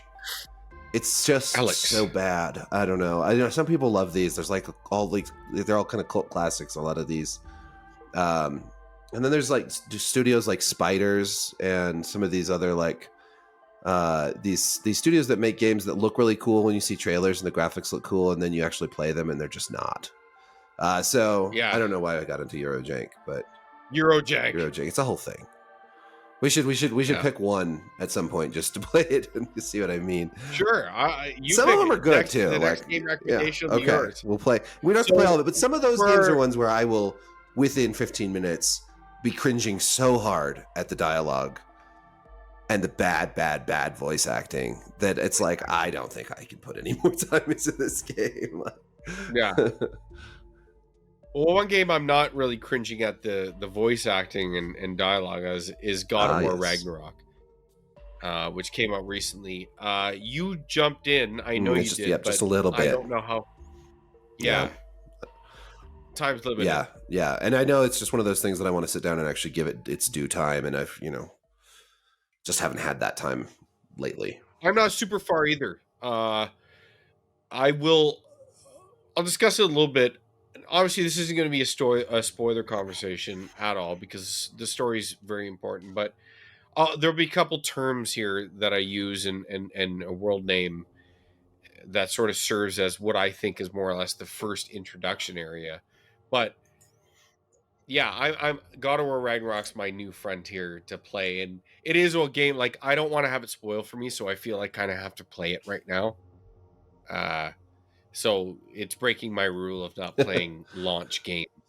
So yeah, it definitely follows the rule of having an awesome opening. All God of Wars have awesome openings. The first God of War, you fight the Kraken. on the ship. Mhm. The second one, the Colossus as Rhodes gets possessed. The third one is Poseidon, uh, with that awesome fight. Last game, you fought Balder Mhm. after a short introduction, which was really cool. In this one, well, I won't spoil it for you, but it definitely lives up to that. Uh, Maybe afterwards, the pacing gets a slightly jumbled, but not enough to really make me worried about the game and really anything. But I after our conversation where our first episode, I was worried about if they could fit it all in this game. I will say after the first probably maybe 10 hours, I play slow, so my 10 hours doesn't mean your 10 hours. Like I really do play these games slow. But they've introduced some narrative elements right off the bat that I think it alleviates some of my worries that I initially had about this game being the culmination of the Norse mythology saga. Obviously, there's a long way to go. There's a lot to see. There's a lot of worlds to see, and I don't know where they're going to go with this entire story, other than the obvious, fight gods, kill gods, move on. Uh, uh, but how that goes about, I'm excited to see it. But it started off with a bang, and they got a lot of things out of the way. Uh, Man, that Fenrir thing, Oh right? yeah, yep. That was a lot. Like I had tears in my Yeah, eyes.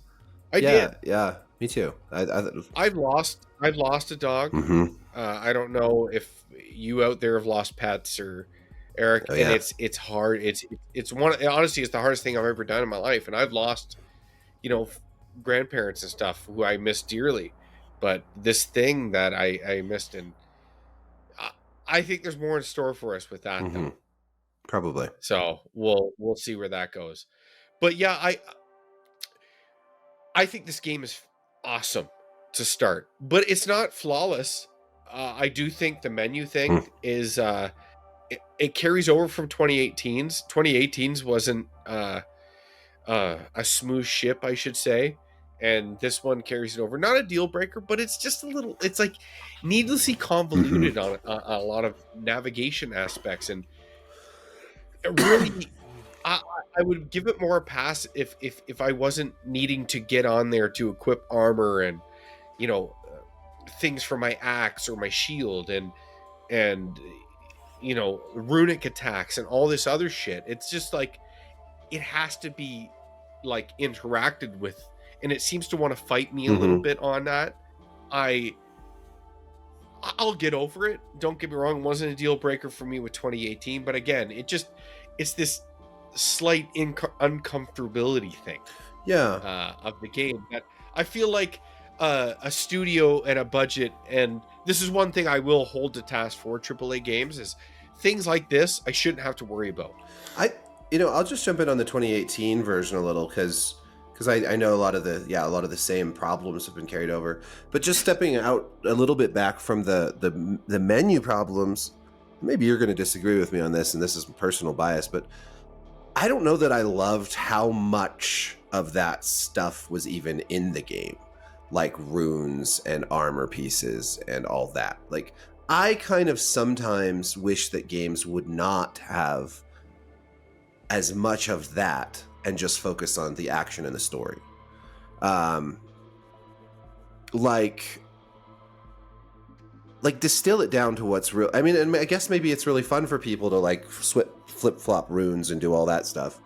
But I've just never, I don't know, like, I guess maybe also because God of War was never really a game about a ton of, having RPG elements or anything in it before. No, like the original games that you would upgrade your blades and your Yeah, multiple just, weapons with your red, not souls, but whatever your, I don't know what the hell they were, but they're a red currency, and you would upgrade. So you would have to interact with the menu on a surface level. it's But pretty I wasn't straightforward. equipping Mm-hmm. armor and special attacks and things. And while I don't mind it being in there, I actually understand where you're Yeah. coming from, and I do agree. But I think we're having this conversation because the menu system is cumbersome. Mm-hmm. It feels like, okay, why is this here? Whereas if they did it in a way that was easy to use and seamless, maybe it wouldn't be a thing that we thought about as Maybe, much, yeah. I right? think that there's a lot of that and I think Sony's really bad, and Sony's studios are really bad about introducing lots of tedious things that aren't fun to games that are fun otherwise. Like in Yeah, The Last of Us, or The Last of Us Part 2, there's just so much picking stuff up and crafting things. I hate it. I hate it so much. It drives me crazy because it okay, disrupts the flow of the story and the drama and action and the character development. And like Horizon Zero Dawn is even worse. It's just so tedious to gather all the stuff you have to gather constantly. And I just am like, why can't you just make an action game with really minimize all this busy work that you have to do, and just let's get the story, let's get the action, let's get the adventure, sure. and but it feels like they put that stuff in because I think maybe it's expected of them to put it in. Like that's what gamers want nowadays. They want lots of crafting, they want lots of picking stuff up and going through your inventory and craft. Like I just don't like it. I don't like that tendency in modern games at all. It takes me out of the experience, and it feels Yeah, like some games, it works, but I don't need it at right. all. Some games it's like it's And supposed to yeah, be there. they're definitely trying to shoehorn things in, and I think that's a conversation we can get to later when we do our topic of the show. Slight spoiler: we're going to do the State of the Union of Oh yeah, all the major platform manufacturers. But it is getting a little formulaic. As much as I love the Sony formula, yeah. it is starting to feel slightly that. But I mean, I'm glad this game is here. I really like it. The first area you go to, well, you had to go to these other Svartalheim, which is the dwarven world, and you're going to do this thing and to rescue this thing. That entire area is basically like your tutorial, more or less. It is. I think a lot of people will see it as, no, this is just more of the game, but you're sort of getting things along the way that are tutorial. I'm actually in just this first area. I'm impressed by the scope of the game. It's going to be really, really big. Now, big doesn't always mean better. Mm-hmm. I actually think bigger is rarely better in video games, but I knew this game had to be big to do what it needs to do narratively. It's just, will it earn that amount of game in order to fulfill that narrative that we're trying to get to? I guess we'll see. The reviews are fantastic for it. 94 on Metacritic for what that's worth, which is great. I don't think a lot of people expected that, Eric. Really? I think a lot of people expected it like with Horizon Forbidden West, where the first Horizon was like a 91, 92, 90, something like that. Forbidden West was mid 80s. Yeah, a lot of sequels are like that. Yeah. Yeah. And whereas this one is scoring higher, slightly higher than 2018, which scored extremely well. So I'm excited. I will say the one thing other than the menus that bothers me, and this is the thing that I had with 2018's too, is this version of Kratos doesn't feel as powerful. Now, I get why they had to do it in some capacity, but like, why? I gotta duck and dodge these little minion characters, whereas in past games, I would just fucking wreck shop on them. Yeah. I'd rip them apart. I'd throw them into a sea of other guys, and it's just like, it's not a massive deal, but it's something that bugs me as a longtime fan. Like they're trying to make each encounter more, special, I suppose. But in that, I feel like I'm going after two guys, right? I'm in on them. I'm using my moves that the moveset gives me, and constantly there's this indicator that watch out, and I gotta dodge, and I gotta dodge, and I gotta dodge, and which is part of it. I get that, but I feel like I'm fucking Kratos, like the God of War. And the thing is, it's not like I can tank these hits. If I take these hits, I'm gonna die unless I put this on easy, which I'm not gonna do. I'm playing it on normal, by the way, and I played the last one on hard. I might jack it up to hard once we get into it. But I will say, I feel like the enemies are very aggressive in this sequel, and I seem to be like they're getting at me before I can do that level of damage to this target that I have that I kind of want. Maybe that's something I just need to learn about the game, that I need to be able to move along. And because the one thing they're doing is the combat arenas are a little bit more varied. They're not as one plane. You can elevate, you can explore them, whereas I'm sort of tending to stay in the area that you walk into this area, that's your engagement, and you sort of fight in this area. Whereas after I kill them, I'm finding there was this other thing I could have threw at them that was over there. Mm-hmm. Or there was this elevated platform that I could have gone to over there if I wanted to do that. So we'll see.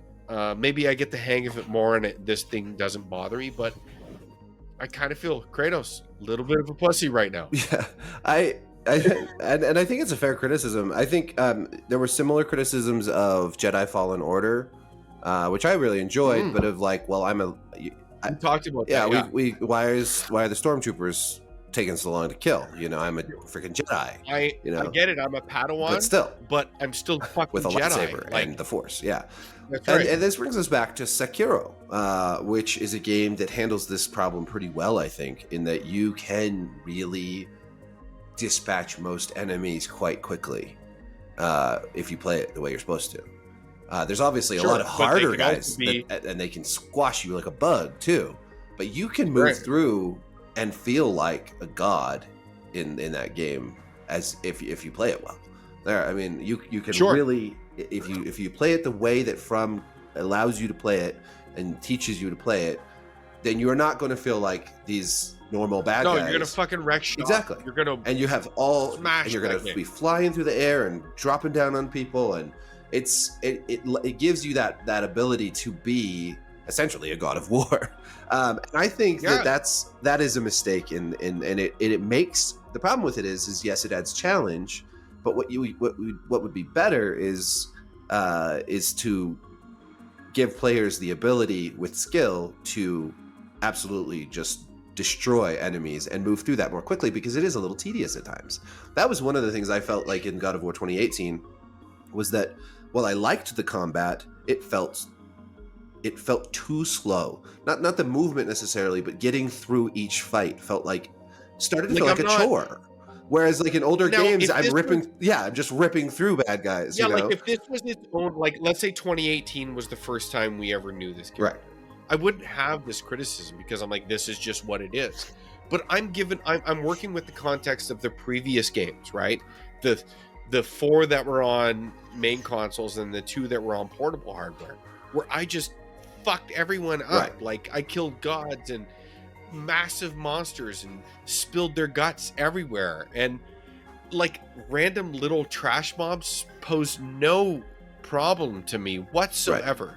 Like is here, like if you get surrounded by 3 Draugr, which are just essentially undead zombies, which should be fodder, they can really put a hurt on, especially if there's one of those witch thingies flying around too. Then you're, Well, that was it. Yeah, that was in 2018. Yeah. You have to see any of those in this game, but it's like there's these small minions, and I'm just like, they can kill you if you're not on your game. If you're not blocking and parrying and dodging, they will kill you. And it's not like I can do like Sekiro, where I could just I'm looking my timing. If I time it right, I'm gonna like just murder him. No. Like my attacks only do a certain measured level of damage to me. That's why From Software is the best developer, because they do that stuff. Like, they give you the ability. I used to fight. It's funny, Eric. I used to fight against this. I really did. Like I didn't, because I'm like, oh, you fucking roll, and it's just great. It's redundant, but I do see. I don't know if I'd buy into that whole stock, but things like that. The intricacies of game development and the fantasy that you basically the reward for skill versus still not alienating me at an entry level. I can still, if I fail, I do see where I'm wrong in some capacity. Some of the boss fights are complete bullshit. Yes, that's true. Yeah, like if I'm good in Dark Souls, if I'm good, I'm gonna destroy everything. Mhm. If I'm not good, I'm not.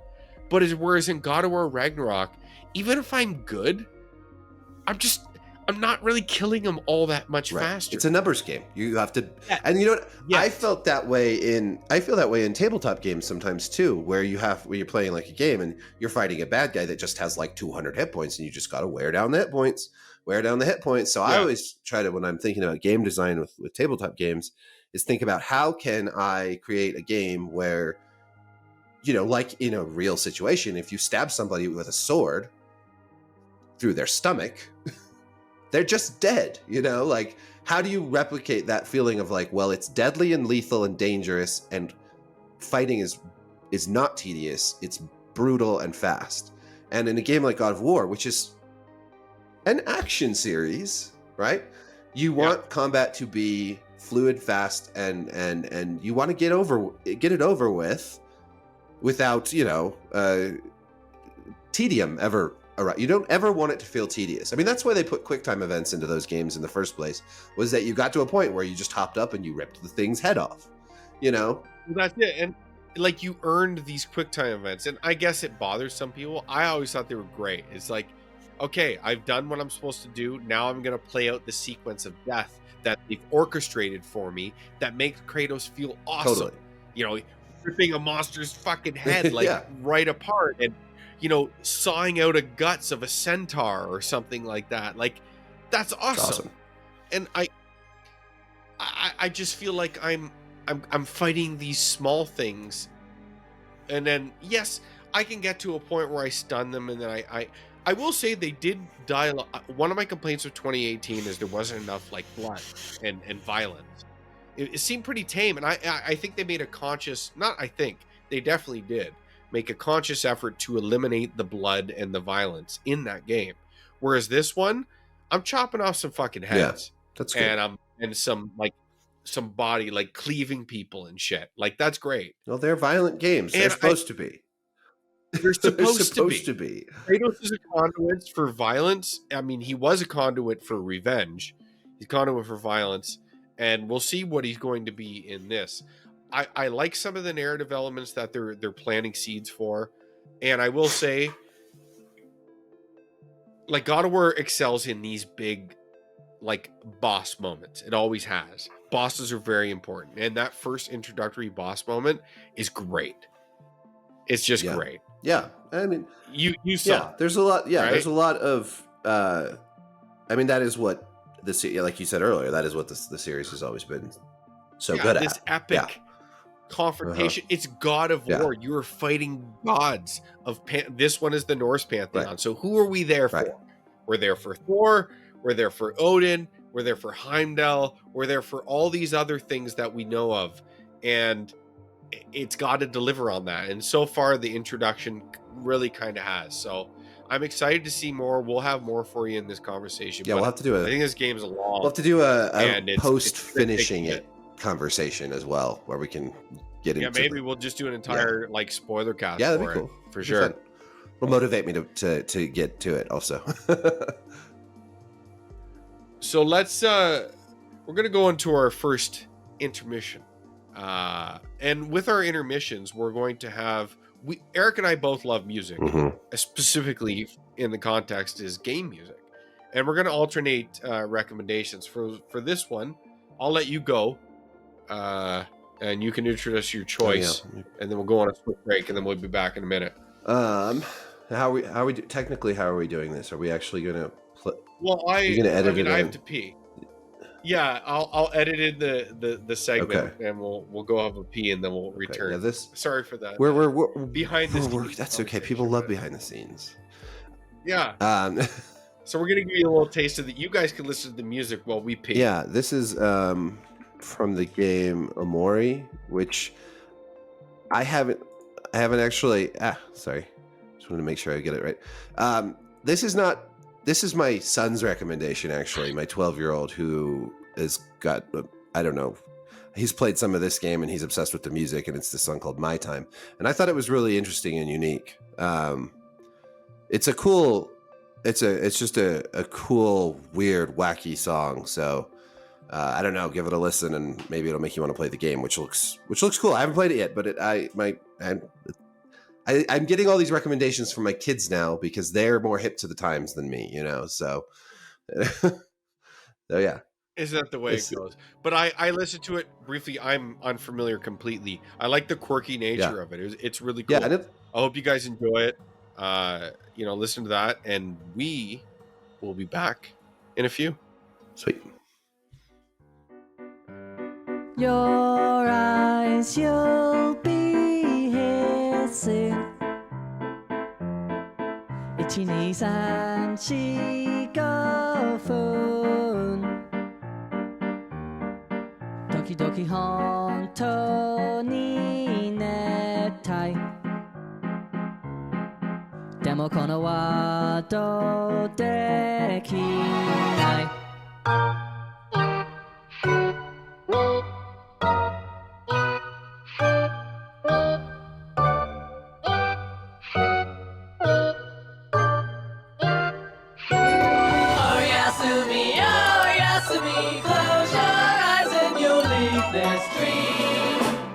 Oh Yasumi, I know that it's hard to do. Let's go, Mike, Shogun, Golden Cross, Shattered Cross, hands on time, with that time in my head. All just hands of time will ring my neck. Every little moment spells regret. But I don't have to feel this way. As a voice inside my head.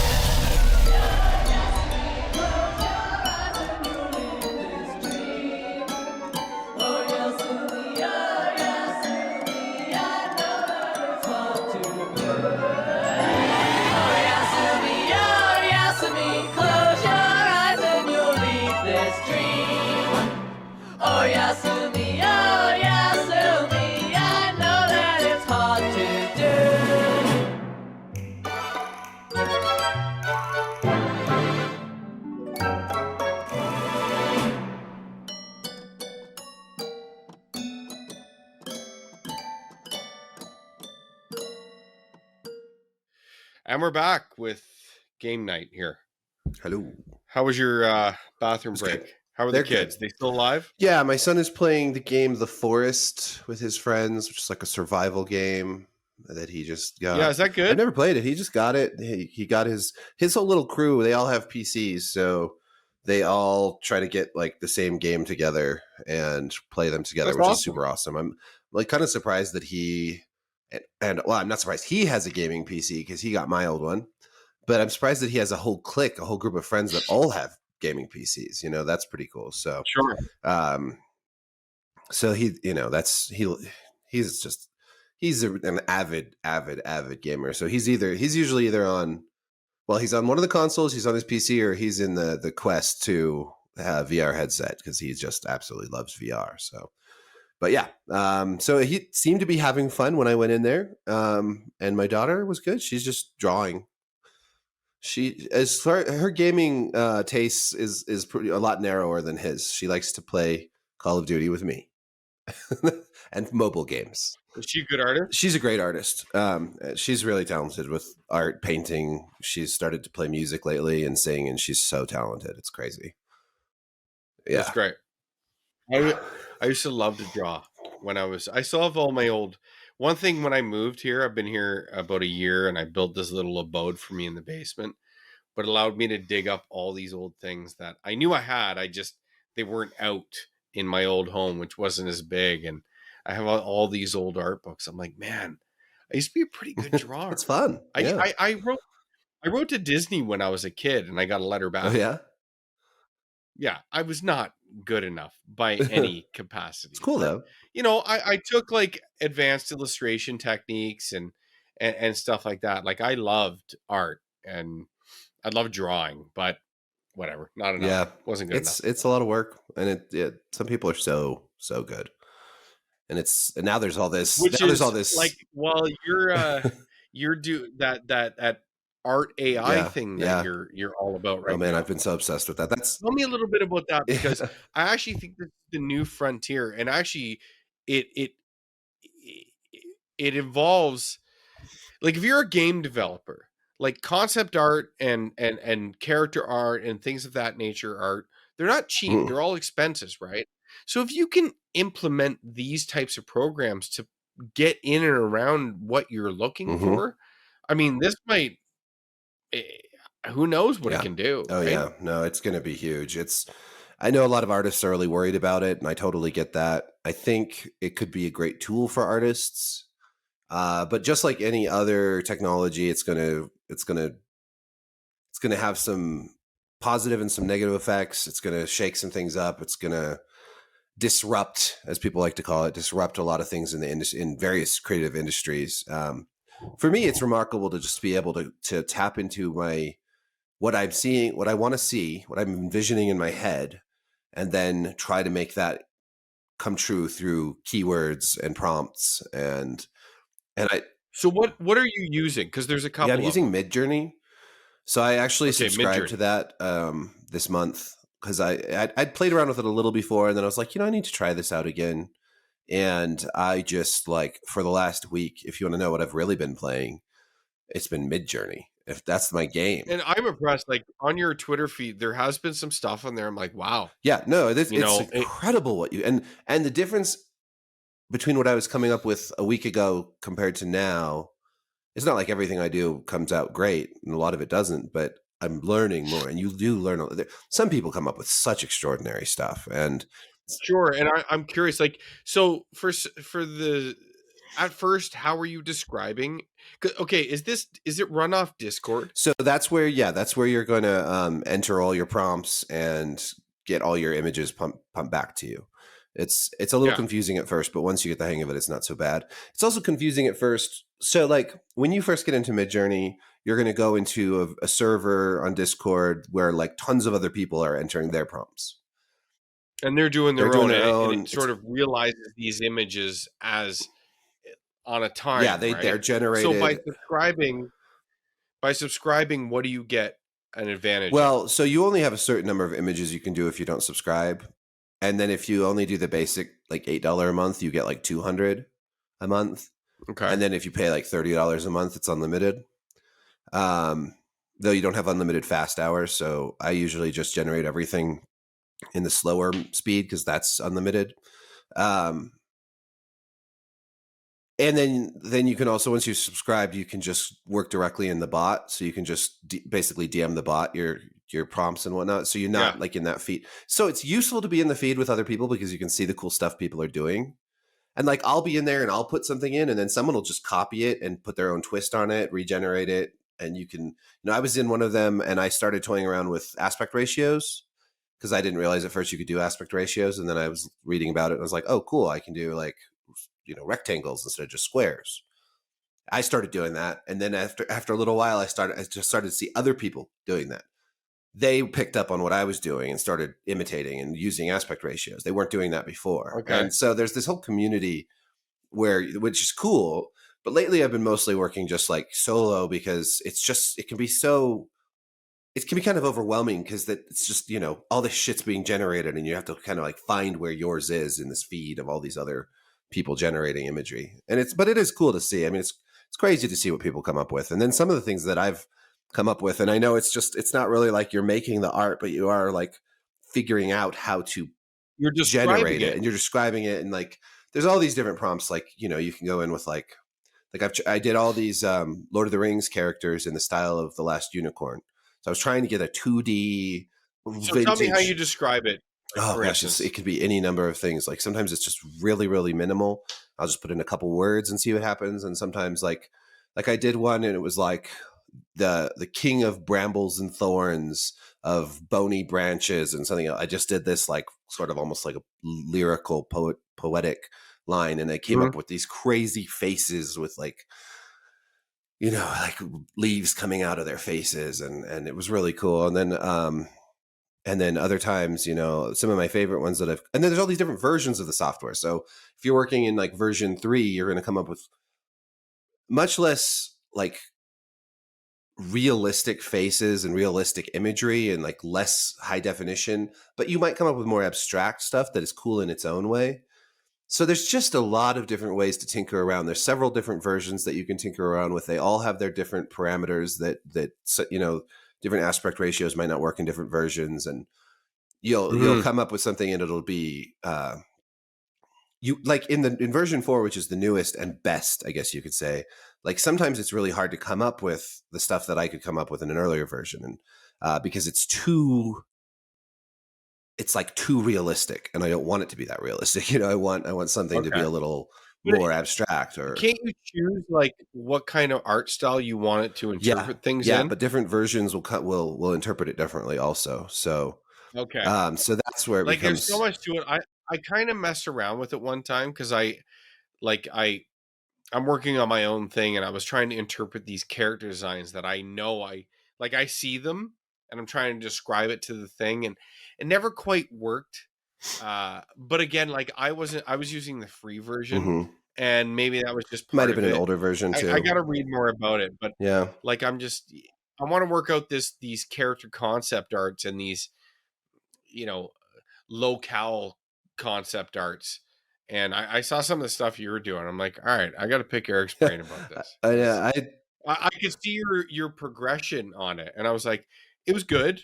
Then it got better. Then it got better, some of them are so and I think crazy. that's what everyone goes. Like Yeah. I've this is I don't know if I don't know if this will show up. No, I see it. It looks like the Green Yeah, it Knight. does. This was the King of Brambles and Thorns. This is one of the versions that came out of that one that I was talking about earlier. Looks And then awesome. like my Instagram has just become this, like all these images that I have generated. Like this is like Actually, an old man by the I sea. gotta follow This was you. like an old I man gotta filled follow with you on sorrow and Instagram. regret, like standing on by the sea or something, like sour with regret. That's like some like on in Inception, an old Yeah. man filled with Yeah. sorrow and And like, you know, like you can come up with these beautiful women, and oh wow, or like my daughter came up with this one. I can't remember what she put in, but it's so cool, you know. yeah, So there's all kinds of stuff, and it's I tried to do the Black Little Mermaid, controversial subject, but I like how it turned out. nothing wrong with her. And yeah, Are you Fun Times in Babylon? cyberpunk. Oh, am I? Yeah, I think so. Yep. That would be Okay, me. I just followed you. Sweet. Anyway, Yeah, like, like this. well, Look at enough that. about. We'll get into our Yeah. journey. We That's I sick, mean, so man. yeah, I have thought about like, well, I could use this to make art for like a if I wanted to like publish a you know, indie tabletop game or something. I could generate like Sure, find out, you know, or a short or short. Yeah, story, I've or thinking about anything. doing Yeah, some on one of my Substacks, starting to do some short stories and just using some illustrations like this just to kind of set the mood. And I don't know, it's pretty cool. I think it's a wonderful tool. Like, there's a lot of people out there. Like, I'm not trying to discredit artists, and I understand they're great, but technology is what it is, and Hmm. middlemen have been getting cut out ad nauseum forever over things. And listen, like, if I'm trying to realize my thoughts as a creator and I'm not an artist, in previous times I'd have to pay Oh one. yeah. And they deserve to get paid, but if I can cut some shorts here, I'm going to do it. And this thing is very impressive. I this suite, you just got to know and have the patience to be able to implement what it's capable of. Yeah. So Well, and I think you can I use it it's in, cool to see people's you journey. can use it in tandem with artists. You know, you could come up with some concept stuff this way and then hire artists to build off of that. And then, you know, Sure. and because it's not, you know, there are things it can't do still. Like good luck, like people holding a gun or something. It looks like shit. Or Yeah. kissing or like Yeah, or like an intricate scene with the character right. that this could give you building Mm-hmm. blocks to it, or like an abstract scene like you showed with that ring. Mm-hmm. That could be something. It's a nebulous image that may be loosely describing something you're going for.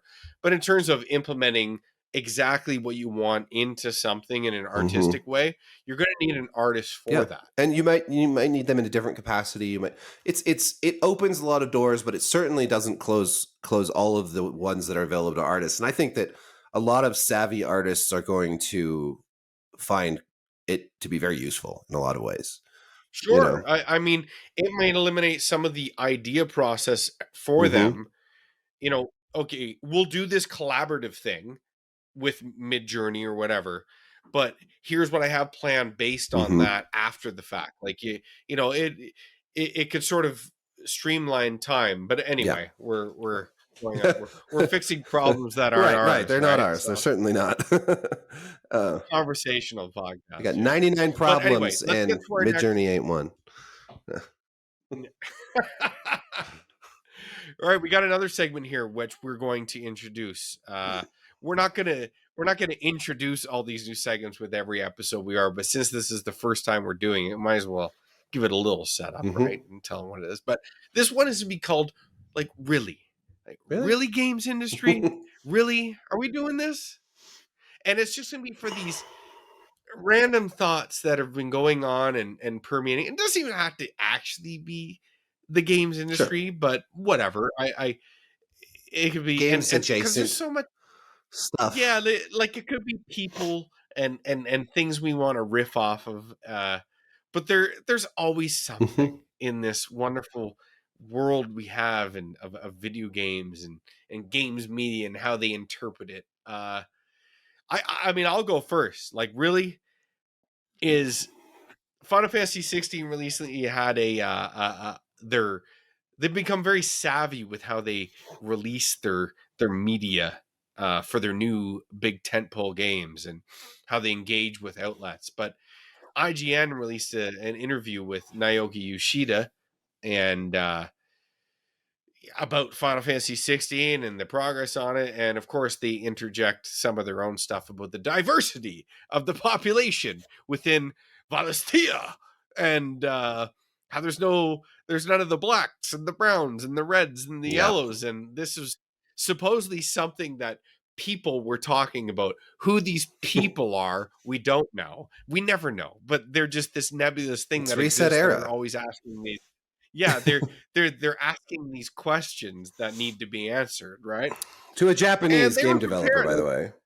Yeah, like yes, a Japanese game Not a developer. white No, you're right. person. And but Yoshida came with the shit though. He Yeah. had a prepared statement that was equipped, mature, Thoughtful. explanatory, Mm-hmm. enunciated, and people still had a problem with it. I can't believe we're really doing this because if we really looked at this, there's no problem. And his problem, he even touched on, like, Final Fantasy is a diverse franchise. Very. They touch on everything. We play as rabbits. We play as black people. We play as dwarfs. We play as all these things. It just so happens in the Final Fantasy 16, they're going for a more Eurocentric, Game of Thrones, dare I, inspired world. Yeah, and like an That seems isolated to be kingdom more. too. Like specifically an isolated That's it. An isolated kingdom. Mm-hmm. aspect of this world that we may explore later that may have more in store for us. But instead, we're judging it on a totality thing. So, really, is this is really what we're doing? It's not surprising. It's No, not it's not. surprising how, It isn't surprising at because all, I made Eric. a video about this and I can't even remember who I was. It was Kotaku or Polygon or one of the usual suspects. I Maybe think it was the both. gamer. They're the worst. The gamer, man. But yeah, just the juvenile, flippant dismissal of his very thoughtful response. It's like, if you're going to disagree with this, and you should sit down and take it seriously, first of all, and then offer up a serious critique of what he's saying. If you did that, I might take you seriously. But instead, it's just this vapid, childish, Racist. petulant, and frankly dishonest, because they cut out a lot of what was actually said. Yes, a lot of what he said in these, the headline is clickbait or whatever, but I mean, that's to be expected. I don't expect anything less. And at the same time, these are Japanese people. Not white people. It's not just, but it wouldn't matter. Honestly, I would defend them with the same prepared statement if it was white developers with a white ethnosexual. I don't care. The fact that I believe that, like, if they had made a game with a kingdom that was very diverse, and people were like, oh, they're just shoehorning in racial diversity, I would support them then too. I would say, no, that's their creative vision. Their creative vision is their creative fucking vision. And like, when we obsess over diversity, whether it's because we're saying it's shoehorned in, or whether we're saying because it's not enough boxes are being checked, like, we're missing the point of like world building and what the creative vision of these storytellers is, and like, obviously I think it's best and better in general when these stories have some sort of coherency around it, like he's right to say that because this kingdom is isolated, and in a time when there wasn't globalization or travel around the world, that it wouldn't be very diverse, and that helps build realism into the story. And it would be the same thing as his explanation was awesome, but it just sucks that he even had to explain. Well, it's going to have to be over and over again and over and over again and over and over again. I don't know, man. Like, but whatever.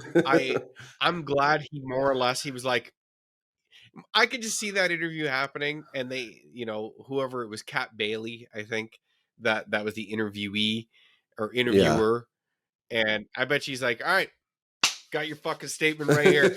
There it is. We're dealing with American games media, so we know what we're going to be asked. Yeah, exactly. American games media, who are just fucking babies. So here it is, and it's articulate well, but you don't want it.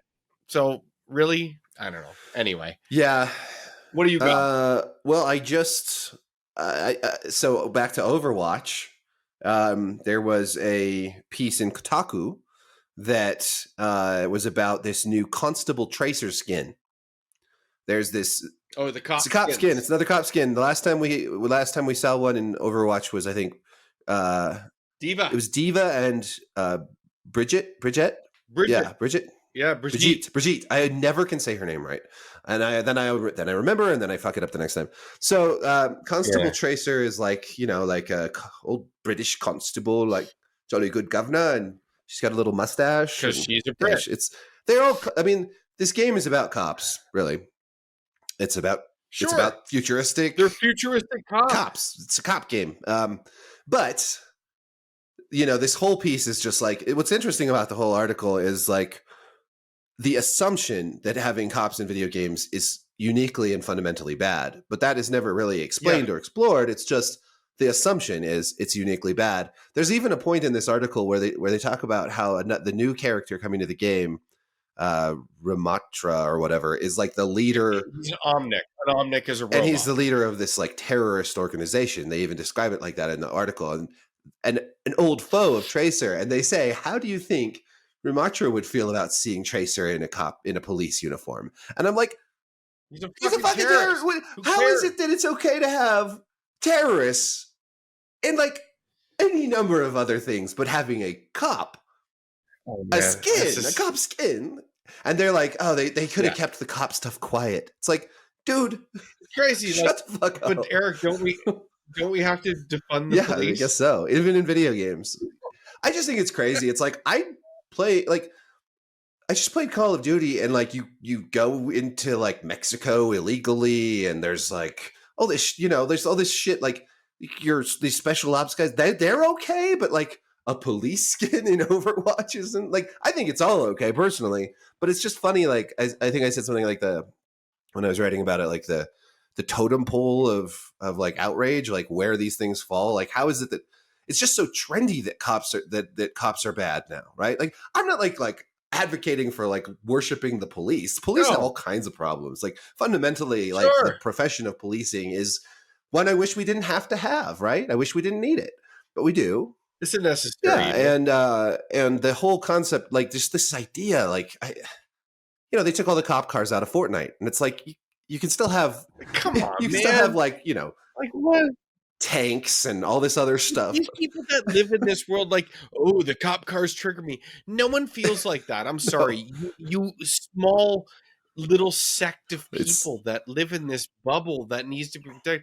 The average person's like, oh, yeah, I whatever. don't want to, I'll I don't look, want to and then get I go pulled over. about my day. But it's like a lot of these, But you don't have, like in the real life. but Eric, you don't have the experience of a person of color, a lived person of color. I've been arrested. Meanwhile, like, so I've been arrested I mean, too. I've got Fucking.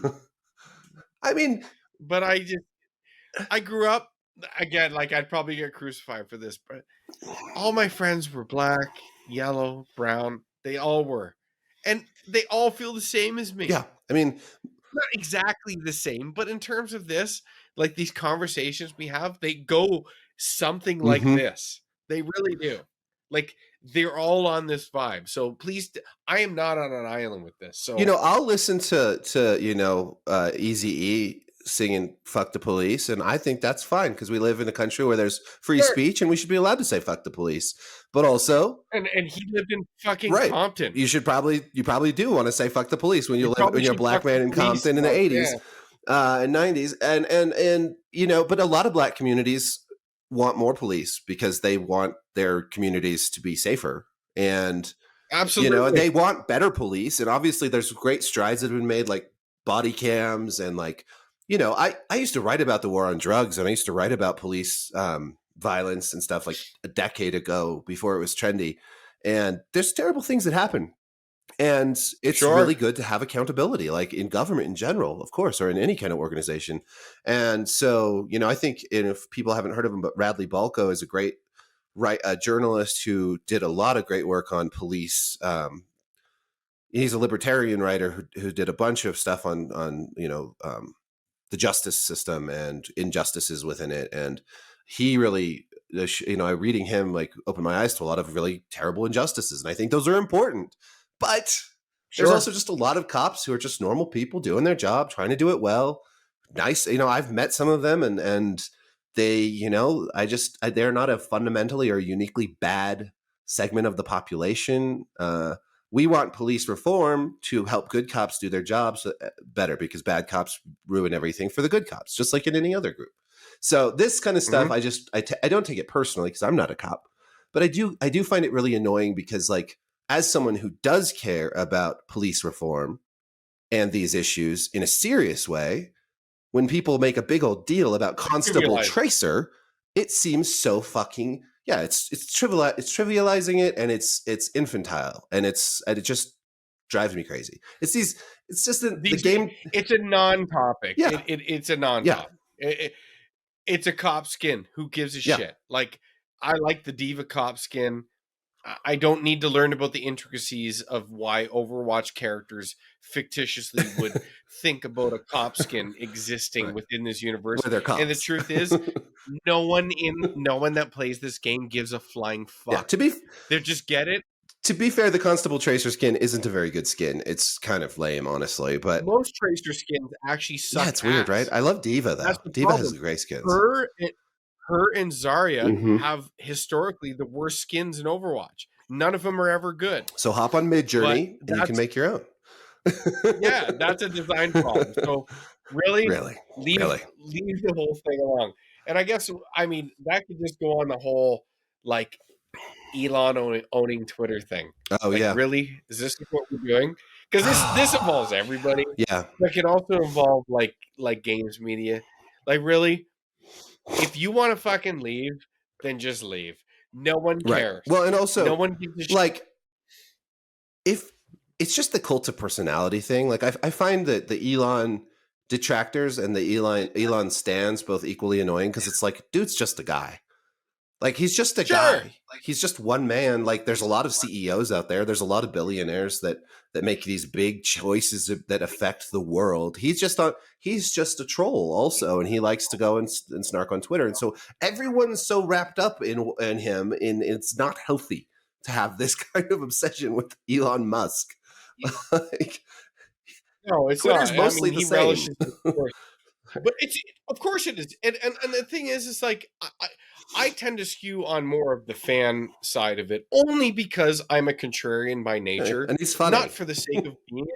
Yeah, not for the sake of being a contrarian, but sometimes I see this such outlandish reaction, and I'm like, are we fucking seriously doing this right now? Like, are we pretending that Twitter was some fucking bastion of Oh, right. awesomeness, that the people being banned and weren't it definitely skewed one way. Oh yeah. Like, More we and have more. fucking terrorist organizations on Twitter, but random people can't be on it that say things that I suppose offend some people. Mhm. Like, this is what we're doing, Yeah. really? Like, It's crazy. Well, like, and people are quitting, so fucking quit. And he just fired, like, Elon fired whatever 70%, and yeah, there's a bit of a mix-up, but this doomsday knocking. Twitter's good. If it goes down, we're gonna do this, and yeah. it's not going anywhere. Twitter runs Yeah. fine. It always was going Well, to. and he's going to definitely have to probably not hire back, but hire people to fill some of those spots again. But clearly, like, if it still can run with that much of a workforce cut, that there was problems going on in that company. There was this tweet by Alyssa Milano today where she said, "I gave back my Yes, Tesla. I bought the VW EV." And because it's a more pure but thing. I'm just who created Volkswagen, I Eric? think it was Hitler. Pretty sure it was Hitler. Yep. But Decent guy. also, yeah, just such a stand-up individual. Twitter loves him. No, but then also, like, in 2015, there was the emissions scandal where Volkswagen was hiding all this data about how much emissions they were putting out, and they got in a huge trouble. I mean, is that not more scandalous than the guy who the CEO of Tesla? I mean, like, I'm still just not sure what. I mean, Elon is a dick sometimes, no doubt about it. He's totally a dick sometimes. He's far from perfect. He's done some dumb shit. The mine disaster with the subs. So and, stupid. There's some questions about how he got his wealth. I get that, but you know what? Like, I think the guy ultimately is a rank good for the most part, as far as billionaires goes. In general are they're mostly kind of terrible fucking people. So I mean, as far as billionaires go, he's not the worst, and he's definitely more entertaining than most of them. So, but I like what he's done with Twitter. I actually think Twitter to me, I really think Twitter was in sinister hands. I think there was bad people doing pretty shady shit with power unrequited that was unanswerable to a lot of people, and they just did whatever the fuck they wanted. And that's been proven. I mean, there's been a lot of things out there, but I don't want to get into the intricacies of it because I don't really give a fuck. Right, it's Twitter. But bottom line is, it's Twitter. Like, Twitter, man. But I'm like, really, because Jordan Peterson came back, Twitter is causing immeasurable harm? Are we really? Is this really what we're doing? People are literally dying because Jordan Peterson came back. They've been triggered so hard.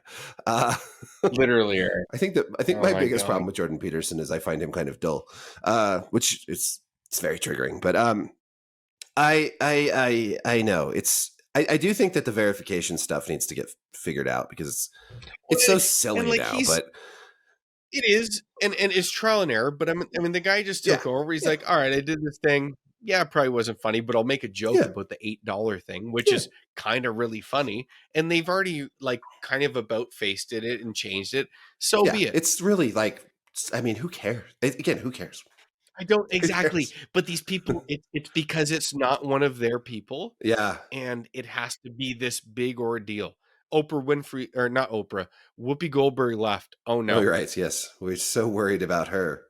But these people, the truth is, Eric, these people aren't going anywhere. no, it's too They're not addictive. going anywhere. They Twitter's not going anywhere. No, it's all a big brouhaha. It's all just a big like everyone's just showing off with their like and that's because that's pounding their kind of what it is, chests right? and showing off to their people, and I'm just like, oh, I don't know, like y'all sort of look like assholes to me.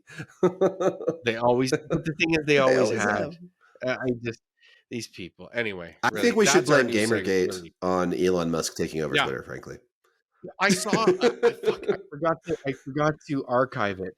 There was something I saw blaming Gamergate recently that I completely forgot to save, but it was hilarious because everything's Gamergate. Well, I think that actually Elon Musk was created in a 8chan test tube during Gamergate. He was grown from a petri dish, and so that's how he came to be, along with Donald Trump. And all right. Are we moving on to our State of the Union? Yeah, we're going to do our final segment, which is our topic of the show, which is going to be the State of the Union, my friend. And the State of the Union is going to be something we'll do every year, which will be this. Well, I mean, what state are all the major video game console manufacturers in at this moment in time? We're not going to do the PC thing. We're going to stick to Microsoft, Nintendo, and Sony. And wait, what about Atari? The big four. Yeah. The big four. I know. Or my TurboGrafx Mini. Oh yeah, I've got one of those. It's awesome. Yeah, it's so cool. I remember that from back in the day. I think that's the best. Out of all, like, to not deviate the conversation, but of all the mini consoles, the TurboGrafx 16 Mini might be the best. I'll have to go back and fire them not all only up does again. it have the TurboGrafx games, but it had the Turbo Duo games. Of course, they're only in Japanese. But still, that's fun. It's still like a great array of games, right? I still remember that console coming out and being pretty like, whoa, that's pretty amazing. I loved it. I didn't own it, but I had a friend. Culture. Yeah. I had a friend who did, and it was great. All right, so State of the Union. But so, we got Nintendo. Let's start with Microsoft. Okay, Microsoft. And this feeds on a conversation we started last episode, but I will let you lead the charge, and I will follow suit with Mjolnir here.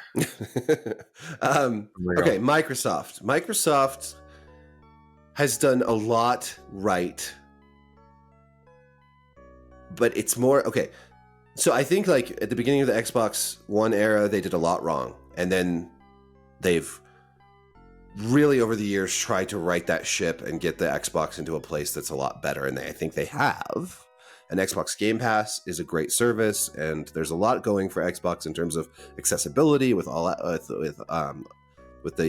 financing program for purchasing it. But what Microsoft has failed to do is provide compelling exclusive content for some time now.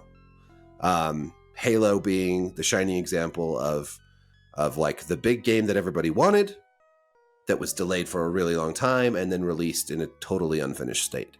And they've bought all these studios, including Bethesda, and have nothing to show for it, except for a couple smaller games, which, there's some good ones out there that have come out, but they're unmemorable and they're nothing that's making waves. So Xbox is in a good position. I think the hardware is solid. I think having the Series X and the Series S, that's a solid move.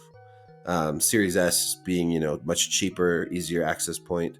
I think that we were talking about streaming earlier and how that wasn't working out for like Sony so well or Stadia, but Xbox cloud gaming works really well. And the great thing about the Game Pass is you can choose to stream or you can download the game.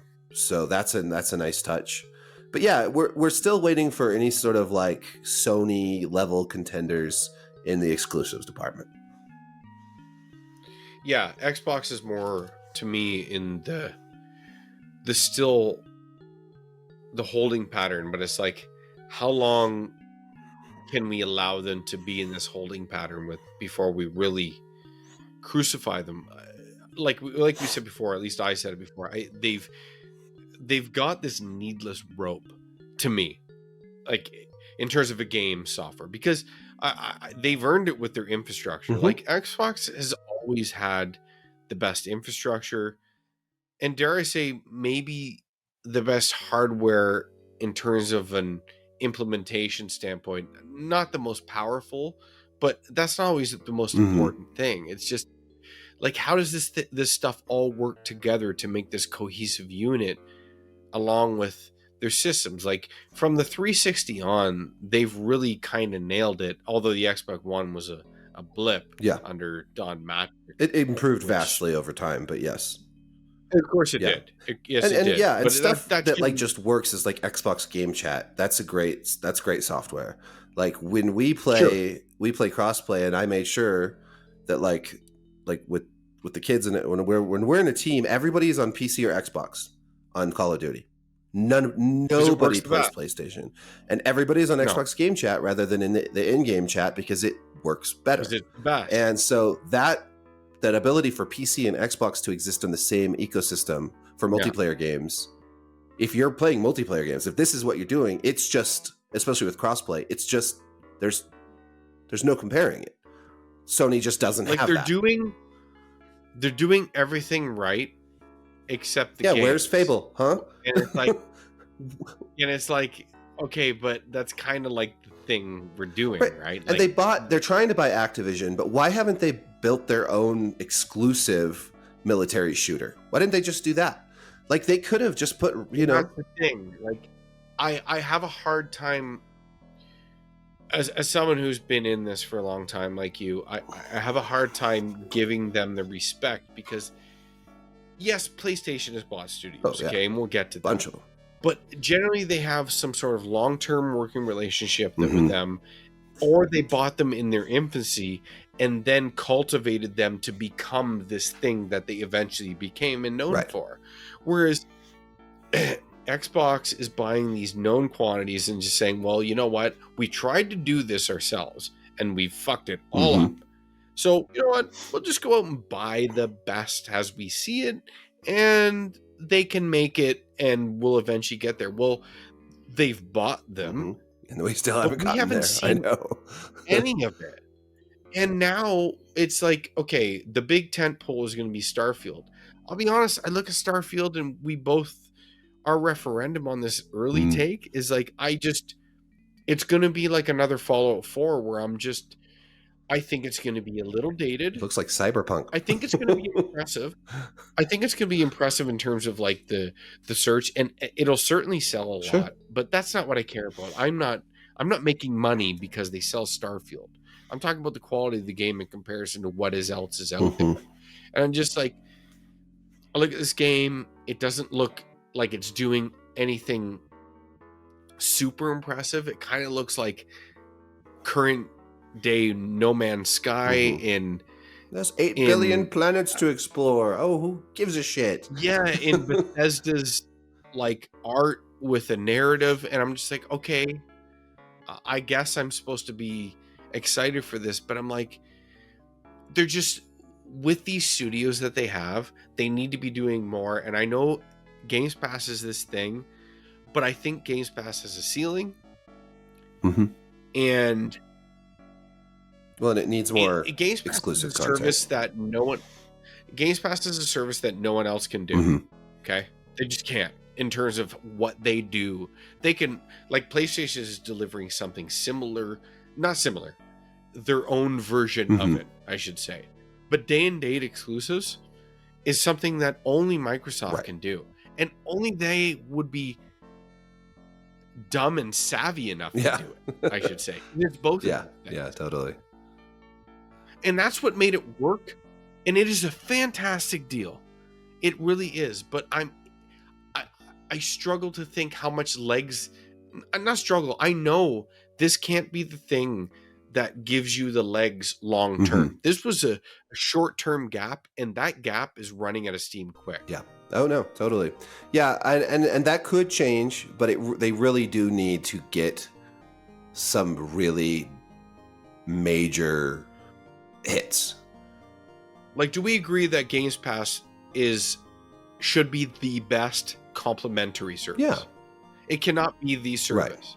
It has to be the complementary. Well, they still need to have compelling exclusives, and I think that they've really just, I don't know why they have some, sure, like for Forza Horizon is a great series, but it's a racing, open world racing series, and It's a racing game. that's going to appeal to a large portion of gamers, but it's still only a portion. Where is honestly, and going even beyond, like obviously, it's not Microsoft's fault about Bethesda's troubles, but that they're relying on purchasing Bethesda to help with this problem they have, and it's just, if I was a Bethesda shareholder, or I'd be like, where exactly is the next Elder Scrolls, guys? Like, why is it taking so long to come up with this stuff? Can you okay, this is a little off topic. Can you imagine being 2K, a shareholder in 2K and Take-Two, and like, where is Grand Theft Auto 6? Why are they taking so long to make these games? And that's the same problem that Xbox has, which is just like, where are your big hits? Like, Halo is the only game that has come out in such a long time, and it was a largely a disappointment. And where it's been years. I mean, I guess there was Gears of War 5, but that was still a few years ago. Yes. There's been this promise of Fable. There's been all these cancellations, and it's just like, yeah, it's a problem. Meanwhile, we've got Sony. I guess we can move to Sony. Let's finish with Sony. Let's go to Nintendo for the middle. Well, Nintendo's an interesting case because I don't really like the Nintendo Switch that much. Well, we'll agree. I used to like it. I don't need to. We don't need to be super expounding on the Nintendo Switch. You go ahead, and then I'll give you my thoughts. Well, I think that the Nintendo has started off strong in the Nintendo Switch era, but I feel like this year has been kind of I don't know. Maybe I just missed it. What have they really done? Well, there's a broken Pokemon game. Yep. Runs like absolute assholes that sold 10 million copies. This is my problem. Like, not problem. You buy whatever the fuck you want. I really don't give a shit. But you're not teaching Nintendo the lessons that it needs to teach. And the truth is, I am so disassociated from the Nintendo gamer fan. And it's funny, like, I've been doing this forever, okay? I was a Nintendo guy. I was a Sega guy. I was a Nintendo guy. And then I've moved on. But in terms of me, like, I've just completely evolved out of their franchises to me. Don't get me wrong, I still see the charm in the Mario Karts. I know they're fantastic games. I respect what they do, but they're not for me anymore. And these people that are so entrenched in this Nintendo ecosystem, I can't believe the retention rate that they have with their franchises. Like, I don't get the Pokemon thing. Yeah, I really I've never don't. been a Pokemon guy. I don't. I mean, I actively dislike Pokemon, but I understand I don't need to like it for it to be a thing. But the fact that this fucking game comes out and it is garbage, like, it runs like literal garbage. It's dog shit in every capacity of how it runs, and people just like, fuck it, here's my money. Like, what are you doing? Yeah. Like, are you that entrenched in an ecosystem?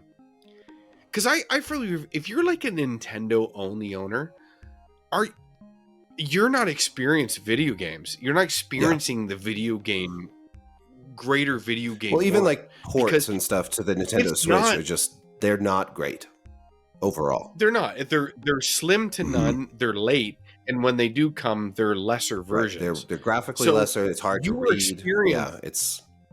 You're experiencing a version of video game generation that is so, like, cut off from the greater video game experience that is out there, from PC to Xbox to PlayStation. Never mind the exclusives that come with each, which I still, even if we're talking about a pure exclusive, I can't believe, like, you would want to go an entire generation without experiencing, like, PlayStation exclusives, which tend to be tent poles. And all you had to do was go up and down the Metacritic scores and Game Award across, not just the Game Awards, I'm talking about DICE Awards and all these things.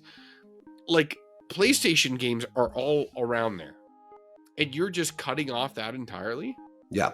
Or PC games, like you're just cutting off that entirely to play Mario. Yeah. I mean, I I, see it for like the only well, okay, younger kids I can understand, because it's a lot of kid friendly stuff, and if you're a young family, you might not be able to purchase a lot of gaming stuff, so maybe you get the Switch for your kid. I get that. But yeah, like I just think that the gimmicky hardware stuff isn't I'm fine with like, okay, they're going to release some gimmicky hardware to go with the console, but when the console itself is so underpowered, that's a real problem for me. Like the Wii U was gimmicky. It had some great games on it, but it was so held back by its design and by its lack of horsepower. And then they came out with the Switch, which I thought was a good idea. I wrote about doing something like that before they ever did, because it is a good idea to combine your handheld and your home console departments into one ecosystem. But it's just such shoddy hardware, really. The Joy-Con drift is awful, and they just can't run shit. Like I remember trying to play Fortnite on there, and it ran way worse than on my phone.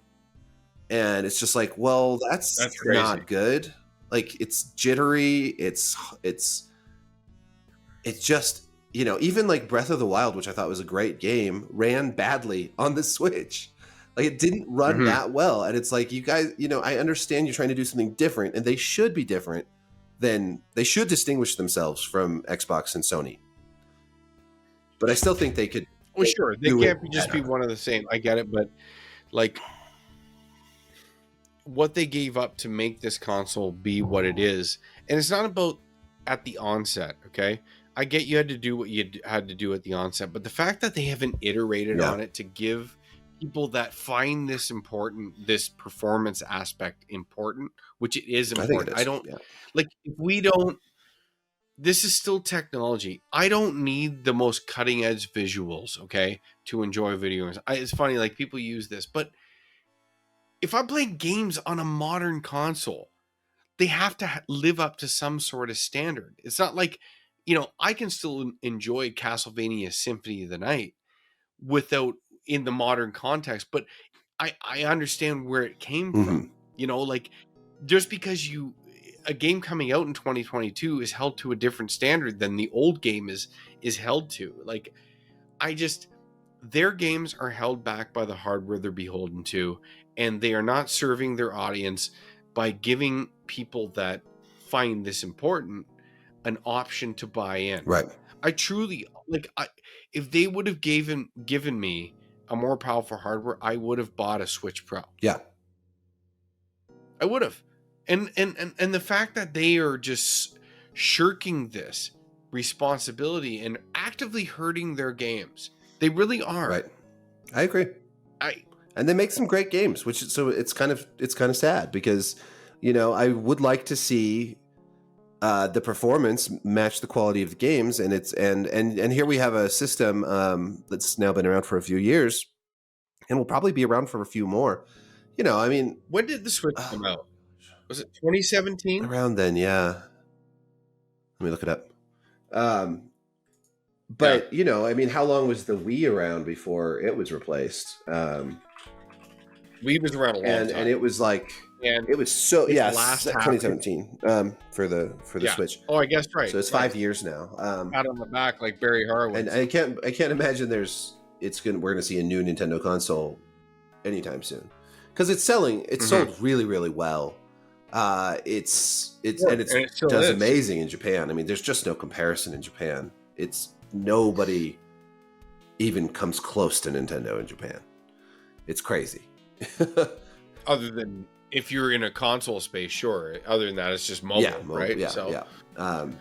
Like, even Sony, it just does not even come close. It's crazy.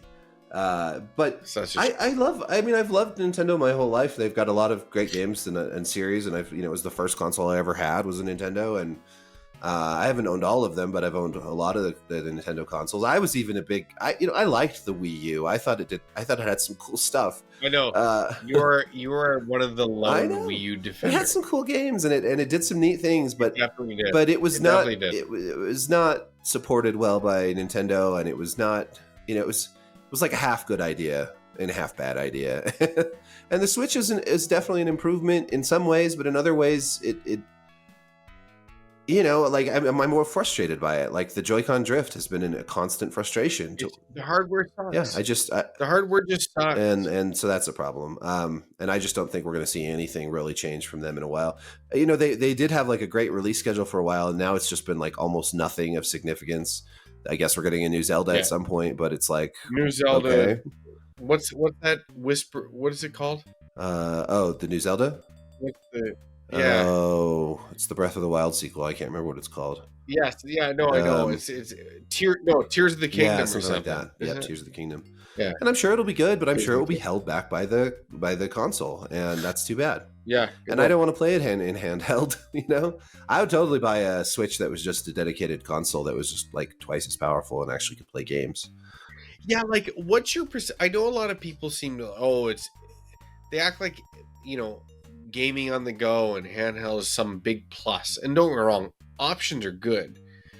But to me, if I always have the option about the way I'm playing, am I not just putting it on the biggest screen Right. possible, sitting in the most comfortable position possible with the controller in my hand? Yeah, I mean, Is not that the best played games? I get it. Like for some people, it makes a lot of sense. For a lot of people, it doesn't. And I mean, I think maybe if the system itself ran better and the controllers fit better and they perform better, maybe I would like the handheld experience more.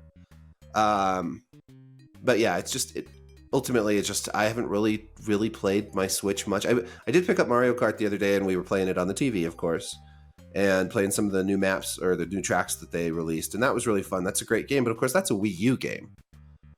That's a Wii U game, and that was then remastered. One of the several games that was remastered for the Switch. So you can't really give them too much credit for like new. It's not a new game. That's an old game now, and it's been around for years. It's a great game, but it's been around for years. So they seem to be definitely resting on their laurels a bit.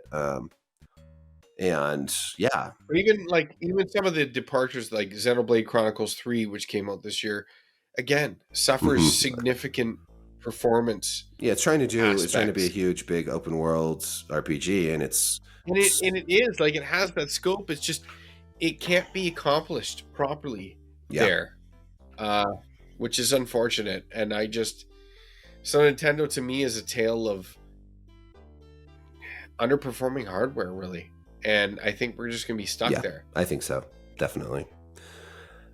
So lastly is the State of the Union on the PlayStation. I didn't give a lot of thoughts on Xbox, but I think we're kind of one mind. We went back and forth on it, but PlayStation, it's funny because in all the ways that Xbox this generation is excelling, PlayStation kind of isn't. I mean, they're not failing, but they're certainly not doing as good. Totally. But the most important thing, which is the games, like they just have this. I know people find like fanboyish, but like who's making better games than PlayStation First Party Studios? Right. Well, and even though I think nobody. there's definitely some. I think that the strongest criticism of Sony's current lineup of exclusive games is that there is a sameness to them that wasn't always the case in first party Sony games. Definitely. The third person action, Days Gone, Last of Us, God of War, they're all very similar. And you get some stuff like Spider-Man that's a little different. Even though it's still a third person action game, it kind of goes a little bit a different way. And I think that that's a legitimate criticism, and I certainly I hope that they get a little bit more innovative or like take things in a different direction with some of these franchises. But they're still great games. There's no denying that these are games that people are excited about and can only play on PlayStation although they have been releasing them later on PC. which is PC. smart. And I think That's they right. should be doing that. And I think it's smart that they're waiting should to be do doing that because For sure. Like, they should not be day and date. Right. The 6 month to 1 year threshold is what you or should longer, adhere or to. longer, I think, for some of these games. Or longer, you know, sure. because some Yeah, of these or games that longer. are really PlayStation, like the biggest PlayStation games, like The Last of Us, definitely, I think or Uncharted, or these, they should take their time putting them out on PC, but they should put them out on PC because they're going to just get more market. Like, God of War was... So the first God of War was 2018. I think God of War for PC came out last I year. think so. So like 3 years. Yeah. And so 3 years. Horizon Zero Dawn was probably similar. It was much faster for something like Death Stranding, which wasn't... That was more of a second party game, I guess you could say. That is a second party exclusive. That's right. And we still haven't gotten Bloodborne.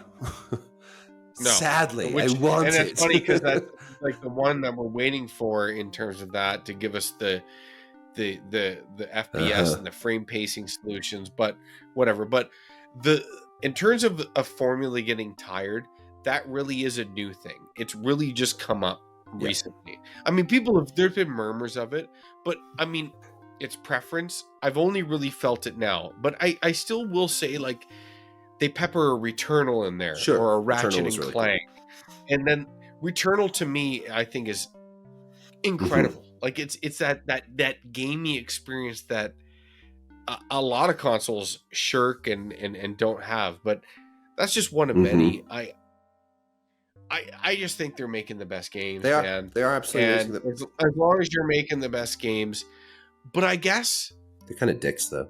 Making the best single player games isn't enough anymore.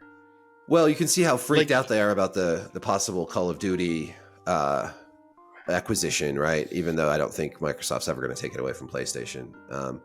You know, that goes to show that a lot of... Well, they may have had plans to, Eric, but I think they're quickly realizing that it is not an option. Now, if they had plans, it would have been like way in the future for them to do it would have been stupid. Or it would have been within the Games Pass vehicle. Like, if you want Call of Duty, Games Pass has to be on PlayStation or something like that. I always sort of thought like the best business move for Microsoft is Call of Duty is now on Game Pass, or you can buy it on PlayStation. And so they get the revenue from Game Pass subscriptions and they get game sales on PlayStation.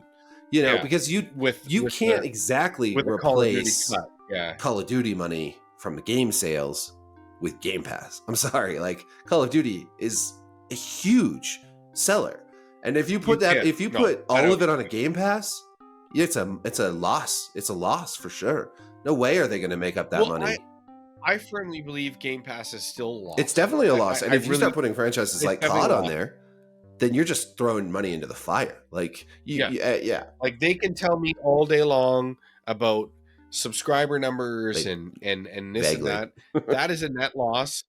There's no way, because there's been random leaks about what they paid for smaller games, and I'm just like, you're not making that money. Like, I listen, man, better people than me run this shit, sure, but their goal isn't money. It's a domination of a marketplace, and then being able to dictate to game developers, because Games Pass is now the rule of law within the land.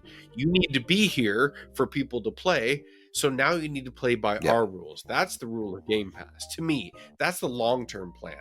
That, I know a lot of people think that's a cynic approach, but I think that's the cutthroat business approach of what Games Pass realization is the end goal of. But PlayStation's making the best games. Period. Definitely. In the story. And they're, like, this year, they have crushed it. They fucking crushed it. And even last year, the meager offerings that they released exclusively, they kind of just crushed it.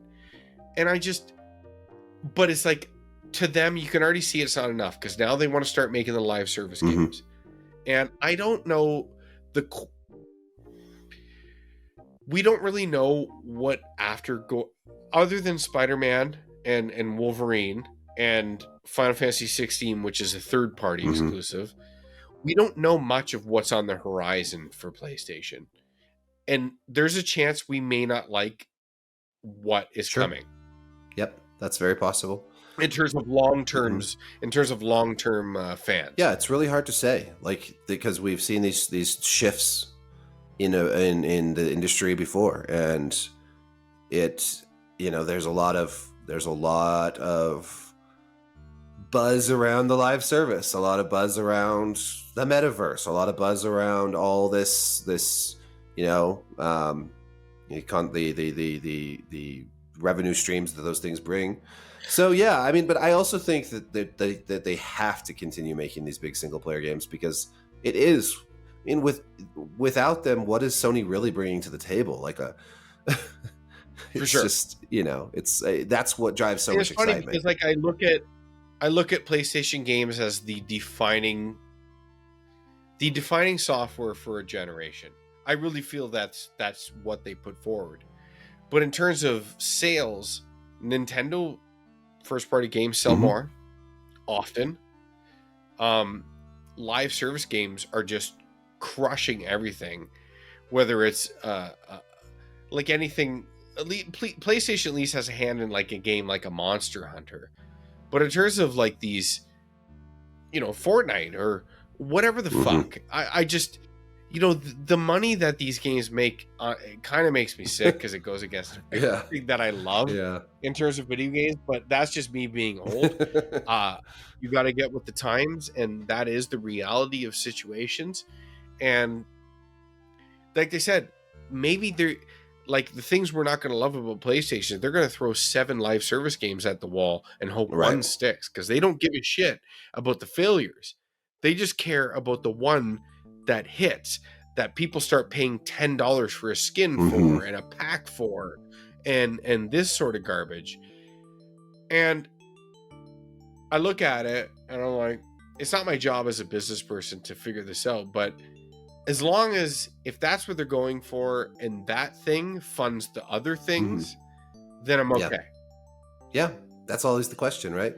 Yeah. Does it more often than not, it's like Ubisoft, they still seem to make all the money, but they've foregone those smaller projects like the Child of Lights and the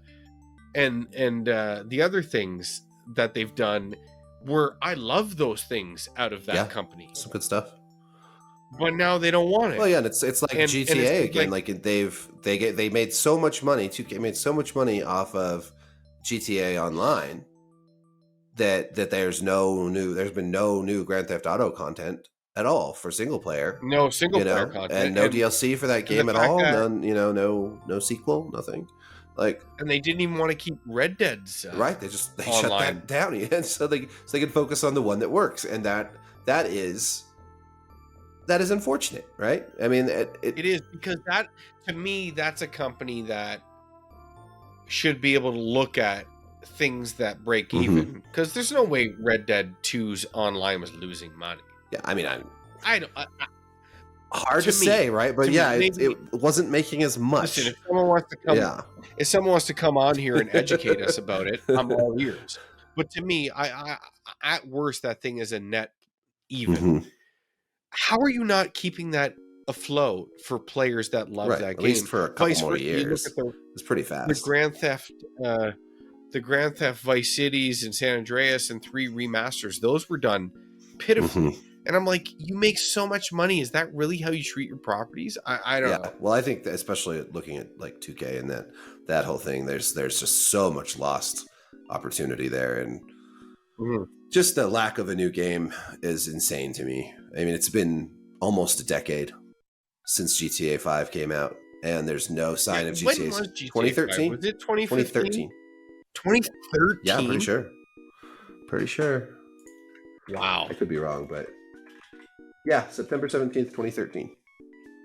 And so we're nearing the 10-year mark. Nothing. No new, and again, at Bethesda, no new Elder Scrolls.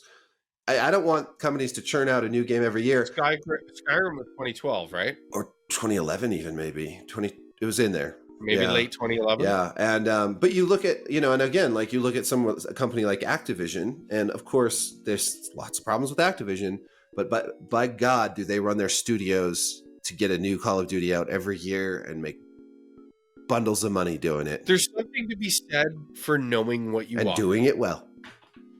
And doing it And well. see, I mean, there's this you're a well-oiled machine. Activision has acquired studios and built them up to support this network of Call of Duty that they've been building. You know, they've got multiple studios making these games, but also multiple other studios supporting the games as they are, because they, you know, as Warzone is supported by multiple studios, you know, like Raven Software. I mean, they are running this, even though not every game is as good as the next one. Like, it's amazing that they can put out a AAA, like, big budget, good looking game every single year and sell so many copies. Like, that's, and Yeah. then you look at 2K, or you look at you know, Microsoft, you look at these other places, like, where are your games? What is taking you so long? Why are you dropping the ball so hard when a play like, Yeah, because it's not like you have one or two or three. You've got like 20 studios Yeah. here, and none of them are you know, producing anything.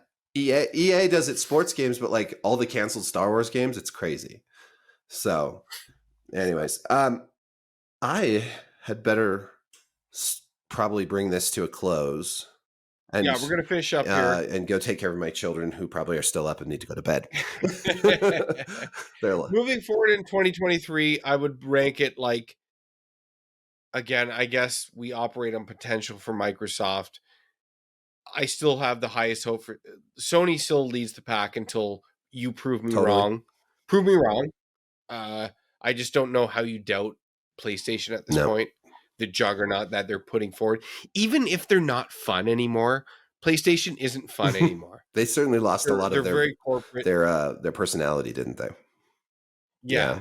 So it's like I do want, like, I want Microsoft to succeed. I do, like, they have it in them. I don't know, from a game, they got to get it together, and then Nintendo's just going to be Nintendo until they're That's not. true. I just For better or Yeah. worse. Yeah. Good thing we have them. For I better will or say worse. that. Like, Nintendo is a unique. No, 100%. Like, and- we needed to balance the Yeah. industry out of, because otherwise it'd be so carte blanche. But I feel like they could do it, like, better. Yeah, they need to also focus on their hardware being actually good, not just quirky. Yeah, if they're gonna be in the hardware industry continually, and they're resigned to do that, it needs to be better.